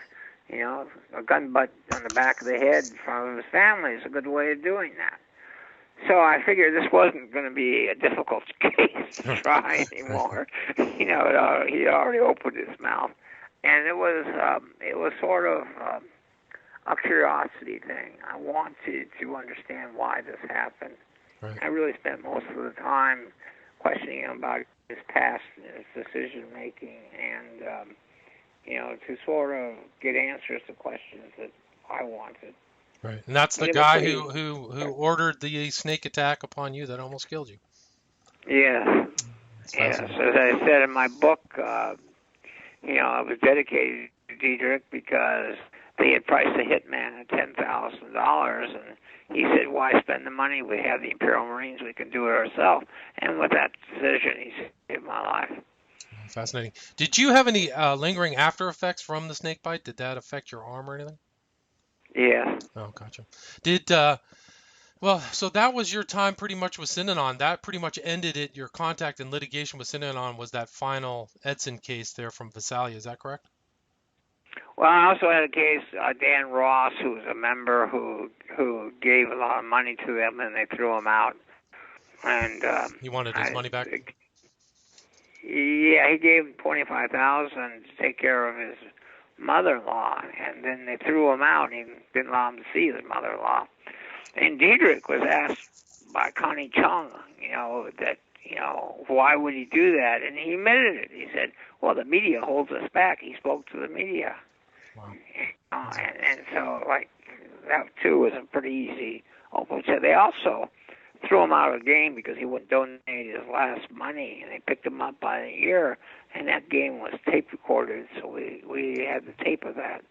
Right. So these were you thanked Connie Chung in the acknowledgments. Was that just for her reporting, or did you have kind of a personal, did you stay in contact with her? I felt at the time that we had sort of a personal friendship, and the big reporters were Connie Chung, Nardis Pino, and Dave Mitchell, who were making Synanon their, the thing. Connie went up there and interviewed you, and I would call Connie and I'd say, "Do you know that Chuck Diedrich has a crush on you?" And I would tell her things that they were doing, preparing for her. And of course, I think I kind of liked that I could be at a party somewhere, and I'd say, "Watch this." So I'd, take a phone and dial, CBS, and I'd say, "Newsroom, please." And I said, "Connie Chung, it's Paul Morantz." And next thing, I'd be, putting the phone across the room. Connie's on the phone saying hello. And, when I came back from the hospital, she came out of the front door of my house. Oh, now, I would say that I find a loss in some ways that Connie and I have never spoken again since sort of the Synanon story ended. But that is something that you probably know as a journalist, and that I know as a journalist. You do a story, and you get very close with the people. And you think that they're going to be sort of part of your life forever. But then the story ends. A new story comes. You may move to a new city, whatever. And lawyers do the same thing, too. I go through a case, and I almost adopt my clients as my children. And then one day, they're all gone, and you never see or hear from them again. So it's just the fact of life. But I miss Connie Chung. So that pretty much ends your kind of Synanon adventure, but you had other contacts with kind of some of these other cult events, particularly Charles Manson, Jim Jones. Can you talk about your connection to the Charles Manson family? I was, in 1988, I was married, and I purchased a couple of books at the Rose Bowl swap meet on Manson, written by former members, one of them by Tex Watson. And as I came home that night, my wife went to sleep, and I was reading it in bed. I threw it up and hit the ceiling and started shouting. And she said, she wakes up, what's wrong? What's wrong? And I go, he was my friend. He was my friend. I never had known it for all that time. Because we never called him Tex Watson, and Watson was a common name. I just knew him as Charles Watson. Gotcha. And we worked side by side when I was 22 years old, a summer job before I went to law school, selling women's hair pieces. And so I'm reading it, and he says, I arrived, in the summer of '68 in Los Angeles. And I got a job at Contessa Creations on La Cienega. I'm like, what? I was there in 1968 at Contessa Creations, and my mind started racing. There was only 4 of us there, right. And so it was a pretty startling thing. But he had stayed in that business. Didn't he start like a hair business from the knowledge that he tried to start one. I did too. Matter of fact, when I went to USC, I had an uncle who was wholesaling hair pieces. They were very popular, in the '60s, and so I would let word know at sorority houses and stuff that I could, get stuff, at cheaper prices. When you met Tex Watson, there was no indication of the future violence. Is that correct? He was, first of all, he was Charles, not Tex, and he was very straight and wore generally a suit when the rest of us were casual. He was taken to some parties. A lot of the girls would invite us to parties, and because we were basically selling, women, and he would be very quiet. Interesting. It's like trying to, wake him up. Hey, you're in Los Angeles now. Have fun. He hadn't adapted. He was still kind of the Texas guy. And you also have a connection to Jim Jones. You had referenced early that 2 of the people who came to the hospital as journalists ended up at Jonestown. Can you talk about that and also your relationship to Mr. Stone, S-T-O-E-N, please? Yeah, Tim Stone is the real story, at Jonestown. And, it's funny, because anniversary, we're seeing movies and CNN specials and everything. You may want to ask me why there's not ever been a documentary on Synanon. I have a very surprising story to tell you. Okay. But the Stone, was a very liberal, 60s type guy that, based upon that liberalism and the counter, the revolution of the 60s, was attracted to Jim Jones, wanting to help the poor, and becomes Jim Jones's lawyer. But slowly, as he learns things, he leaves and then tries to warn people. And but he was meanwhile, how did you know him? Well, Tim heard about me, and he called, and in talking to him, it was like Synanon and Jonestown were the reverse sides of a mirror. It was they were the same thing and doing the same things by the same methods, and so we were, in a lot of dialogue about that, and also, started sharing, strategy ideas.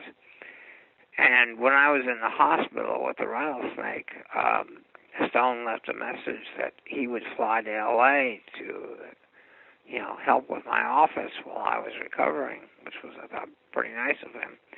If I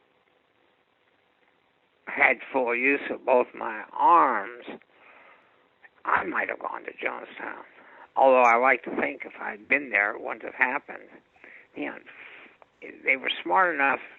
See, Stone had a custody order for his child that, just like Synanon, Jones made kids his property. So he couldn't get his kid out. And because he had an order for custody is one of the reasons, and maybe the reason, that Jim Jones went to Guyana, so that we couldn't enforce the order. Gotcha.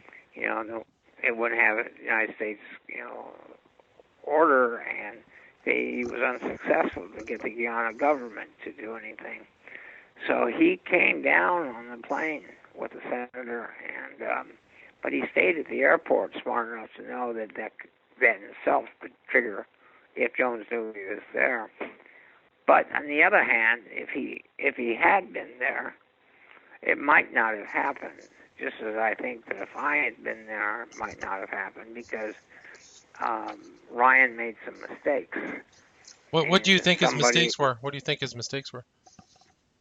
Well, one was bringing the media in there at all. Unfortunately, politicians, want the media to, broadcast and publicize what they're doing to push forward their political careers. Interesting, a lot of people don't know, but Ryan was pushing a petition to pardon Patty Hearst at the time. And he probably succeeded in getting that done by his own death. But the media, I would have said, even all the media at the airport, that these guys believe that they're the great man in history. Diedrich went crazy over Time magazine when they did the story on Changing Partners. He expected to be Man of the Year, Time Man of the Year. He had people working to nominate him for a Nobel Prize. The reason he tape recorded, the reason Jim Jones tape recorded, the reason Richard Nixon tape recorded, is that they all wanted to preserve it for history because they were the great men. So once you bring the media in there, you're saying to him, you're going to be unveiled. We're here to, to let the world know. And so that was the first mistake. The second mistake is that when people asked to leave, when they were leaving, is they went to Jones and told him. That was the second mistake. What you would want to do is just tell the people, leave, walk out, just go for a walk somewhere, go in advance. We'll meet you at the airport or something like that. But once you tell them that people are going to leave, and they're going to leave with the media, they know what the stories are going to be from those people. Right. And that the jig is up. Right. And that's what made Jones panic, yeah. Yeah, that's what made Jones panic. And I knew enough at that time. I mean, the one that I really could have stopped was Waco. I mean, I was pretty angry when Waco happened because up until that point, if anything happened, the media contacted me, government contacted me, my opinion was always asked. And Waco was the point where I sort of realized I was sort of forgotten. A new generation of media, new sets of politicians.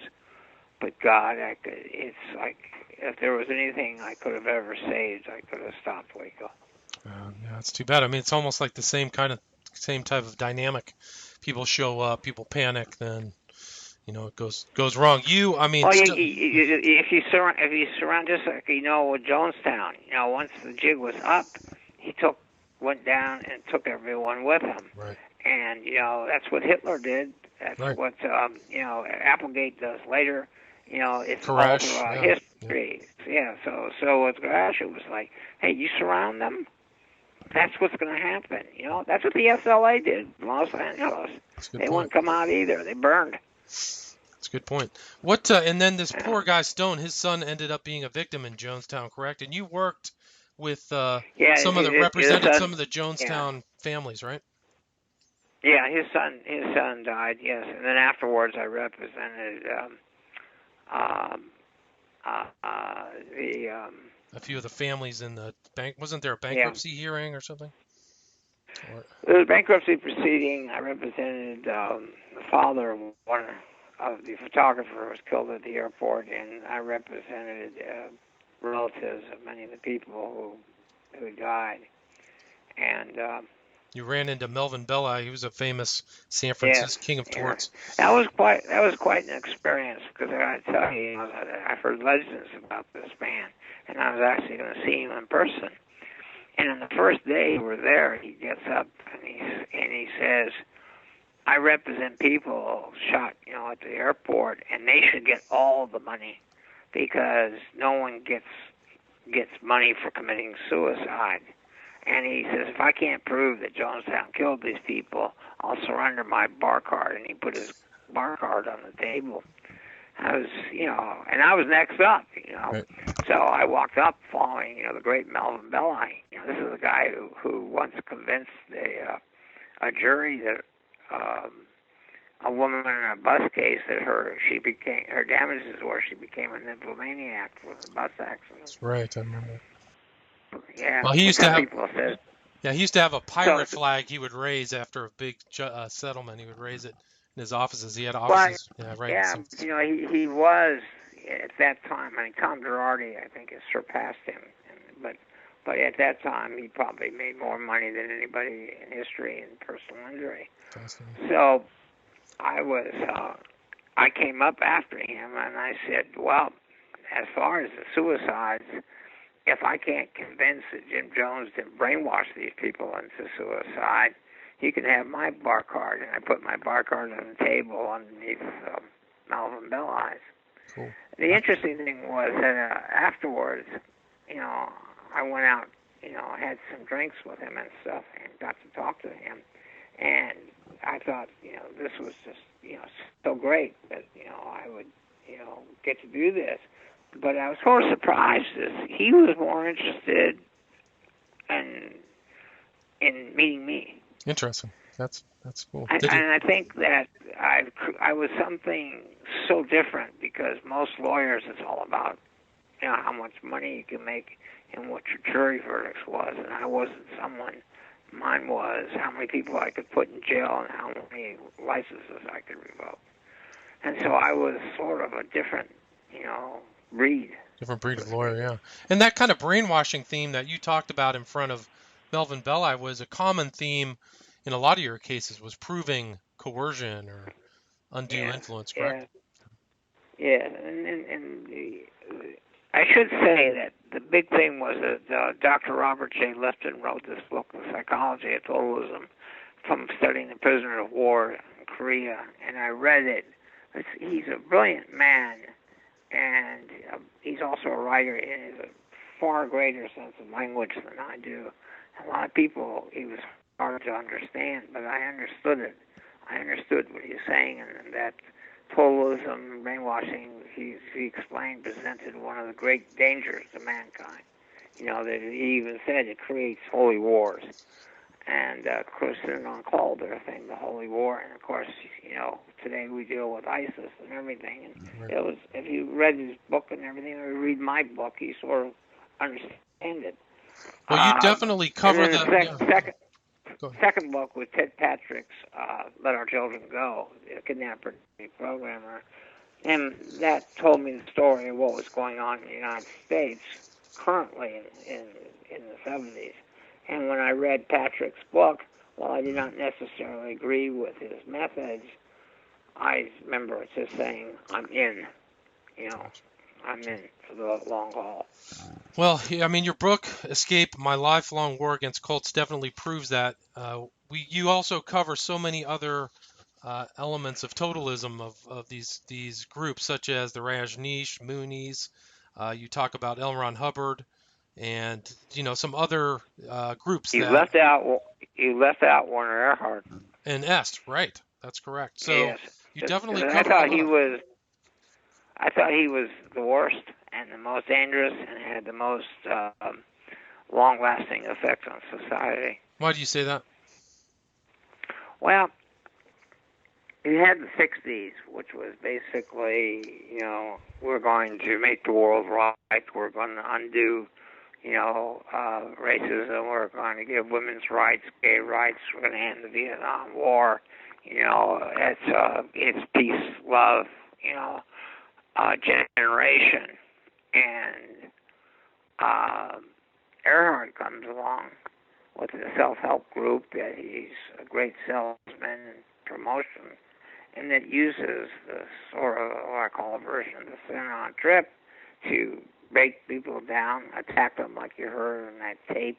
You're an asshole, you're this and that, and you're nothing, and be torn apart, and to be, and just like in Synanon, to be kept up very late so that you dissipate. You lose your ego, so to speak, and of course, if you pay $350, you're halfway there before you go in because you want your money's worth. You don't want to say I didn't get it. Right. And And while Scientology or Synanon or Rajneesh or Jonestown have a campsite, and people, it's limited in number, Earhart sought to exercise the world. And in all the others, I never really cared about their philosophy, so to speak. It was a question of brainwashing and control. But in Est, its philosophy was anti-golden rule, in my opinion. Take from others and take from them first. Right. It was all right to be selfish. It was, you're the controller of your universe, and if you stole from somebody, it was their fault that they let you steal from them. And it was all right to do whatever makes you happy, to get past the mind. There's no right, there's no wrong.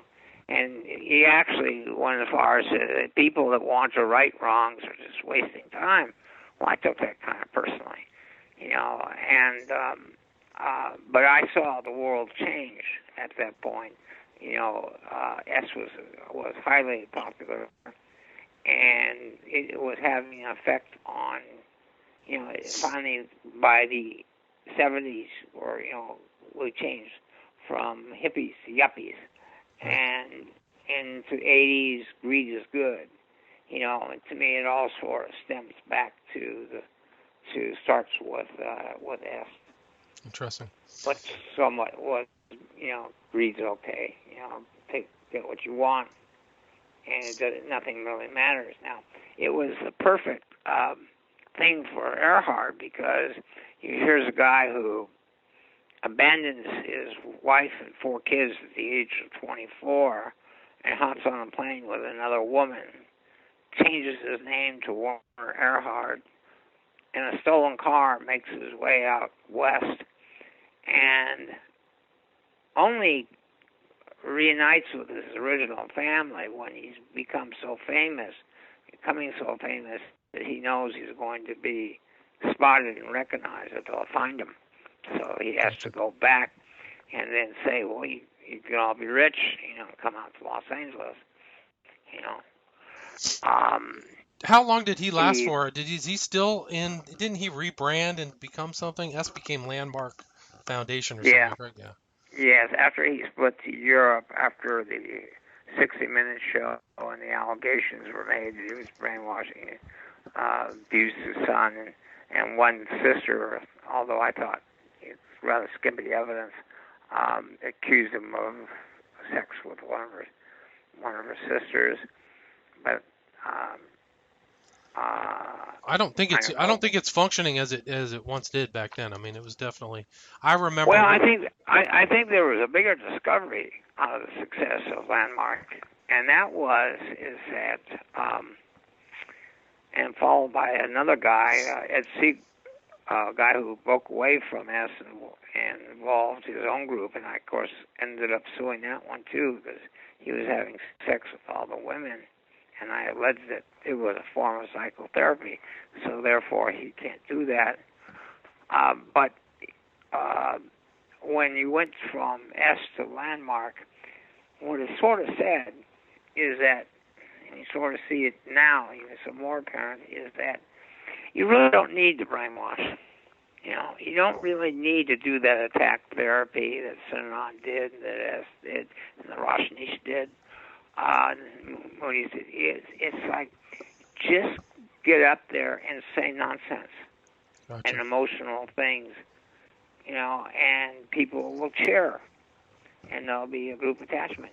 You don't have to do all this stuff. And I think Landmark was sort of one of the first times that you sort of saw that. Yeah, and I remember you wrote in your book that there's a pool of people looking for that kind of self-actualization. So these guys can just get a different group of people every time with, every generation or different area.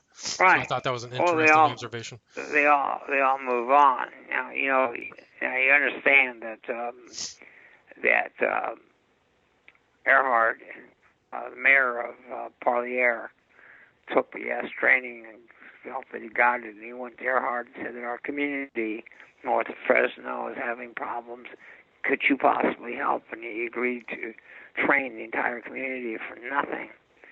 And Father Lopez was a sort of leader of the underground, not sort of liking it because apparently, to make an example, one of them kicked the Bible, and this was a very, Christian community, right, yeah. farm workers, and they called Margaret Singer, who was an expert on brainwashing cults in San Francisco, and she called me and said, Paul, will you hop a plane to Parlier? And so I went. This was in June, I think around June of 78, and it was pretty horrible because to me, it was like I could imagine this is what happened in Nazi Germany. They had graduates spread out in the crowd to clap and cheer at the right moments and try to whip everyone else into clapping and cheering. But the people, if they picked Malibu or Beverly Hills or somebody like that where they're, into the more head trips, they might have been successful. But this was a poor farming community, and they weren't having it. Yeah. Yeah, largely they spoke Spanish, and they weren't having it. And as the trainer was realizing that the crowd was getting more and more hostile, he said, "Do you understand that we have a contract to do the entire Los Angeles Police Department?" And when I heard that, I realized, my job is done here. It's time to go back to L.A. Right. And Gates was the head of the LAPD at the time, right? Yeah. My old buddy Daryl Gates. Yeah, it's funny, but after this was all over, there was a time I was with a date at a restaurant, and they were kicking us out because they were going to do a comic roast. And I asked somebody, well, who's the subject? And they said, Daryl Gates. And I quickly turned to this guy. I said, are you one of the comedians who's going to be roasting you? He said, yeah. And I said, I'll give you one right now. He said, okay. And I said, what does Nero and Police Chief Gates have in common? What's that? They both fiddled while their cities burned. That's right. That's perfect. Well said. Yeah. So, I only wish I could have hung around to see his face. And I told him when it's all over, tell him that Paul Morantz, Well, didn't you at one point get recognition from one of the city attorneys for your work in the Synanon case? I remember reading that in your book. It was they gave you a standing ovation. What was that at? Mike. Who was one of the attorneys representing was retiring. Oh, that's and I was invited, and Vandekamp was sort of the MC of it. And Vandekamp went on to be Attorney General, President of the State Bar, and he ran for governor, but he didn't win. And he said that he started recounting Mike Carroll's career, and that and he said probably the biggest case was the prosecution centered on Chuck Fudrick. And he says, and Paul Morantz is here with us today. And at that point, I got a standing ovation, and I really was surprised. I just really was. I remember later the current Attorney General came over to meet me and shake my hand, and then when Mike finally spoke, he said the thing he'll remember most about the office was the courage of Paul Morantz. Wow, that's amazing. How many years later after Synanon, the Synanon case? It was 2000. It was 2000. It was back.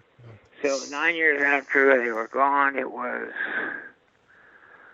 I guess, 22 years after the state.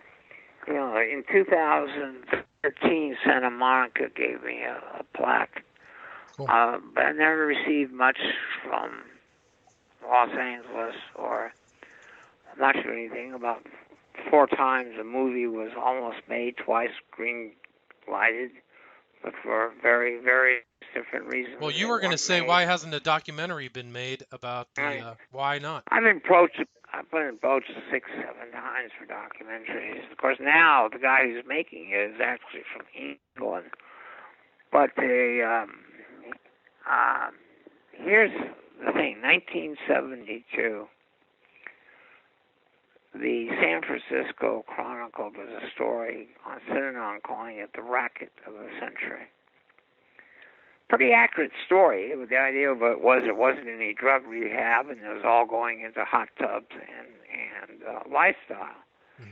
And Synanon, at that point, actually formed their legal department, and Dan Garrett and Garfield, I think, as a result and a reaction to that. Teacher named toilets. I said the Chronicle, San Francisco Examiner. Back in the day. And he called the toilets examiners, and we used to call the Chronicle the comical. Yeah, well, they sued William Randolph Hearst, who soon has his own problems with Patty running around with the SLA. Right. But the real problem of the case is that the guy who wrote it had been fired by William Randolph Sr. for fabricating a story inside China that he wrote from Hong Kong bar. And later he had spent time in prison on fraud. And somehow William Randolph Jr. hires him back. And it turns out he's only got one source. And this is really not a good situation for the examiner. To make things worse, the examiner lawyers apparently hire some ex-Synanon people to burlesque Synanon and steal some tapes. And they get caught and prosecuted and found guilty. And so at this point, there's a settlement for $600,000, which Synanon claimed at that time, I think it was 76, when they said it was the highest libel settlement in the United States. It was put in the Guinness Book of Records. I remember that the next year when I came into it, and I called lawyers for examiner, they wouldn't even speak to me. Interesting. But they said good luck. Wow. That's they wished me good luck, but they wouldn't even speak to me. When the rattlesnake happened, the examiner wouldn't even print stories. They were so afraid. They were so afraid. So they put a wire story on it, and then when Synanon sent them a letter, they wrote a retraction. And now, January of 1978, Synanon purchases $65,000 worth of weapons from Martel Gun Shop in San Francisco. KGO, which is an ABC affiliate, goes on the air to make the announcement. They look for something on the backdrop for the story, and they find a picture of a man holding a rifle. So they put the Synanon logo on top of that, and that's the backdrop.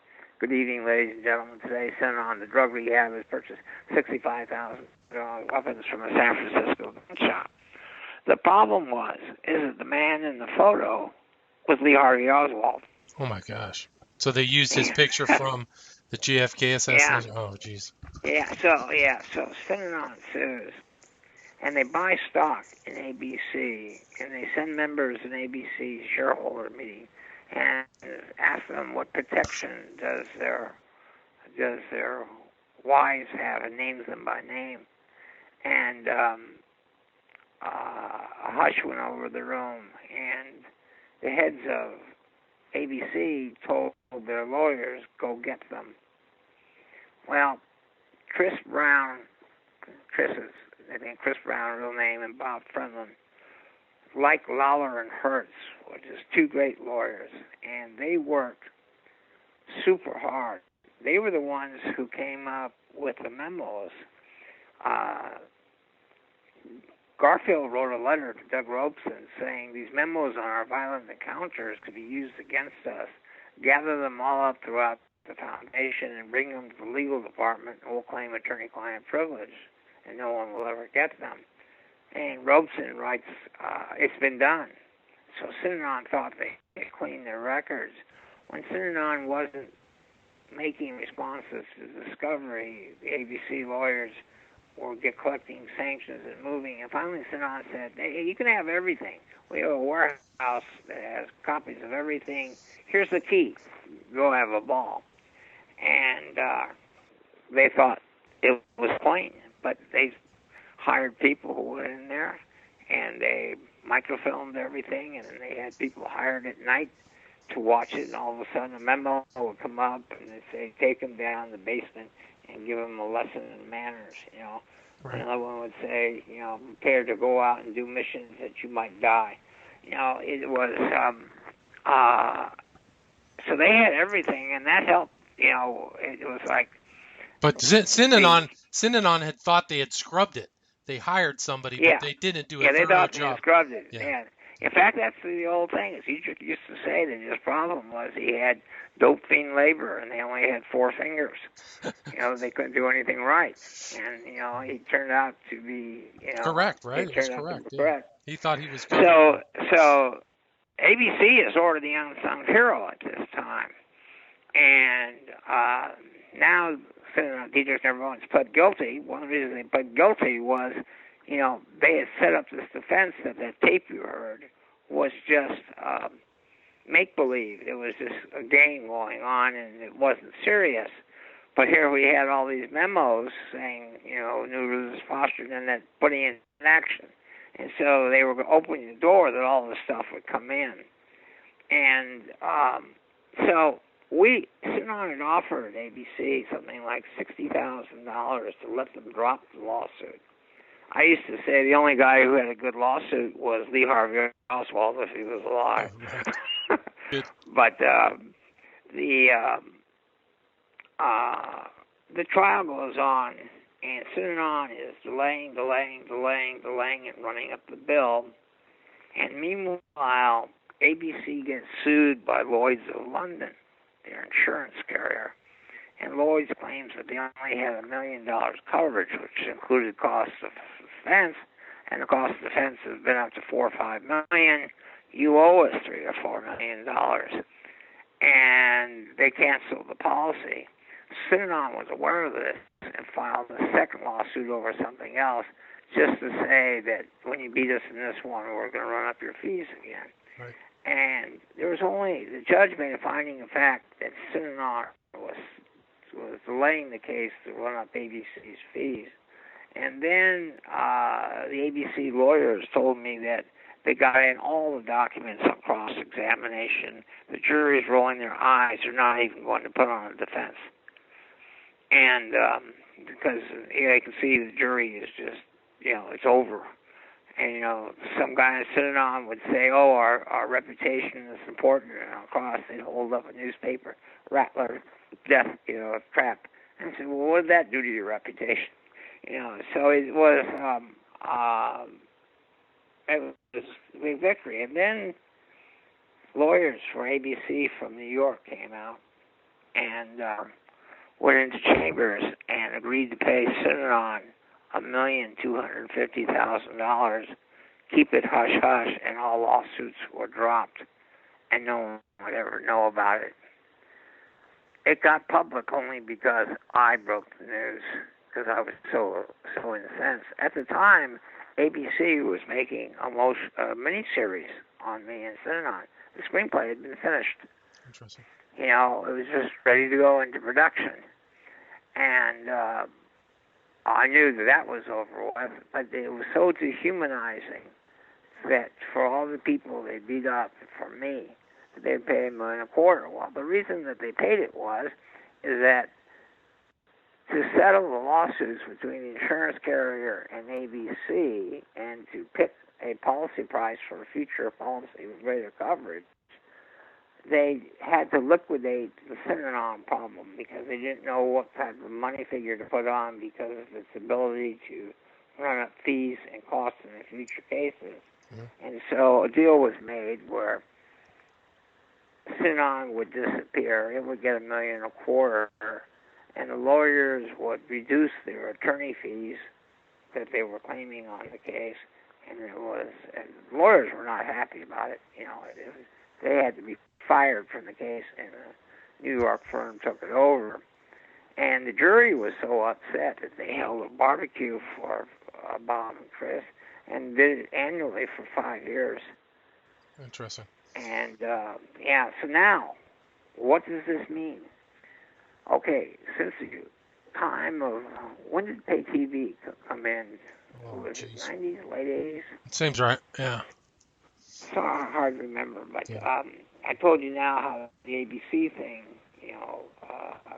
got canceled. Right. And then Showtime was going to make a motion picture in 1998. We finished that script. It was greenlighted for 4 years. It kept being delayed. They only filmed in Canada. And then they all went out of the movie-making business. But meanwhile, there's no documentary. There's documentary on every poll. People know about Manson. They know about Jonestown. Even Rajneesh, there's been things. They don't know about Synanon. That's not public at all. Now here's the reason. Now, I've told you this whole story. Okay. I only discovered this recently myself. I heard that A&E was going to do a 6-part series on different cults in America, starting with Jonestown. I thought, what a great opportunity. And so I was going to make contact with A&E. And I called up their website, and there it was to the right. A&E, which is the History Channel at that time, it was doing all the documentaries,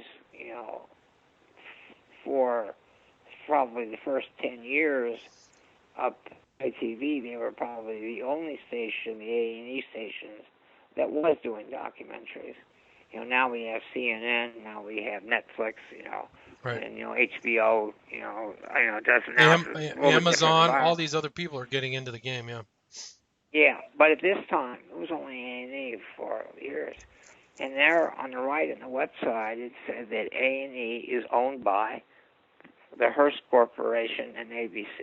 Wow, that's it.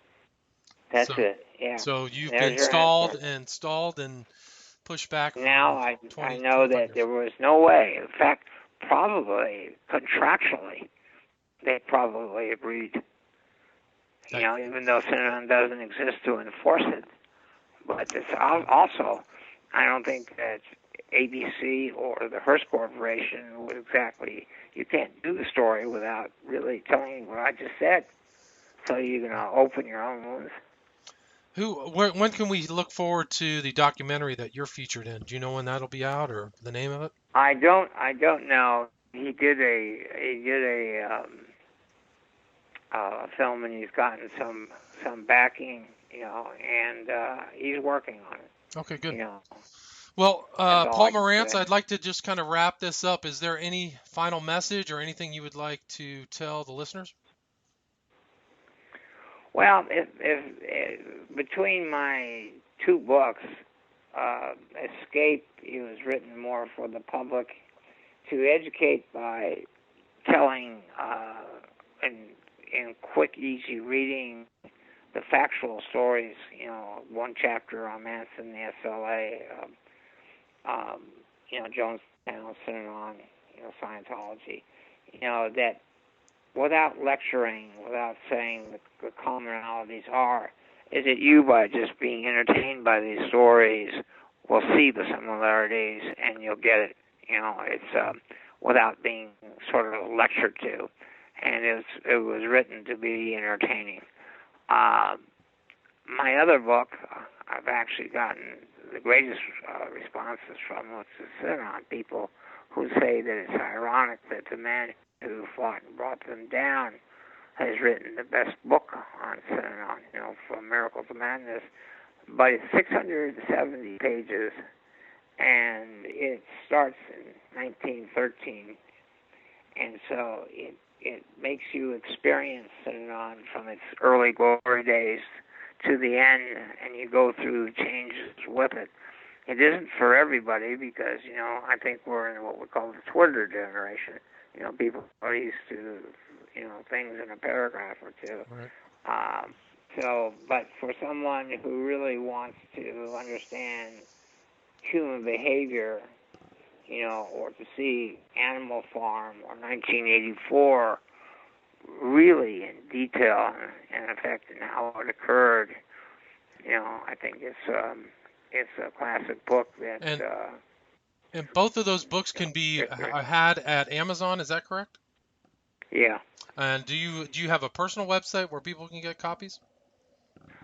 No, okay. I don't, but I do have a personal website that gives. What is that? PaulMorantz.com, and there are, the lots of chapters on Synanon in their early forms are on there, and stories about all my other cases are on there, but they're long, and it's actually better to get the books because it's less reading, it's shorter, Well, I can testify that Escape My Lifelong War Against the Cults is an excellent book. I read the whole thing, so kudos to you for writing that. And your other book is The True Story of Charles Dieterich and Synanon by Paul Morantz, From Miracle to Madness. So those can be had on Amazon and www.paulmorantz.com. Paul, thank you so much. We talked for a long time. Now we just made 3 hours, so you're my longest interview I've ever done. Really? Well, the question is how many people will be asleep at 3 hours? I don't know. My listeners have long attention spans. They're not fully Twitter generationalized. They actually listen to these things. People put them on and drive or listen to them at work. So you never know. You can see. It was interesting. Thank you very Paul, much. Thank you. God bless. Have a great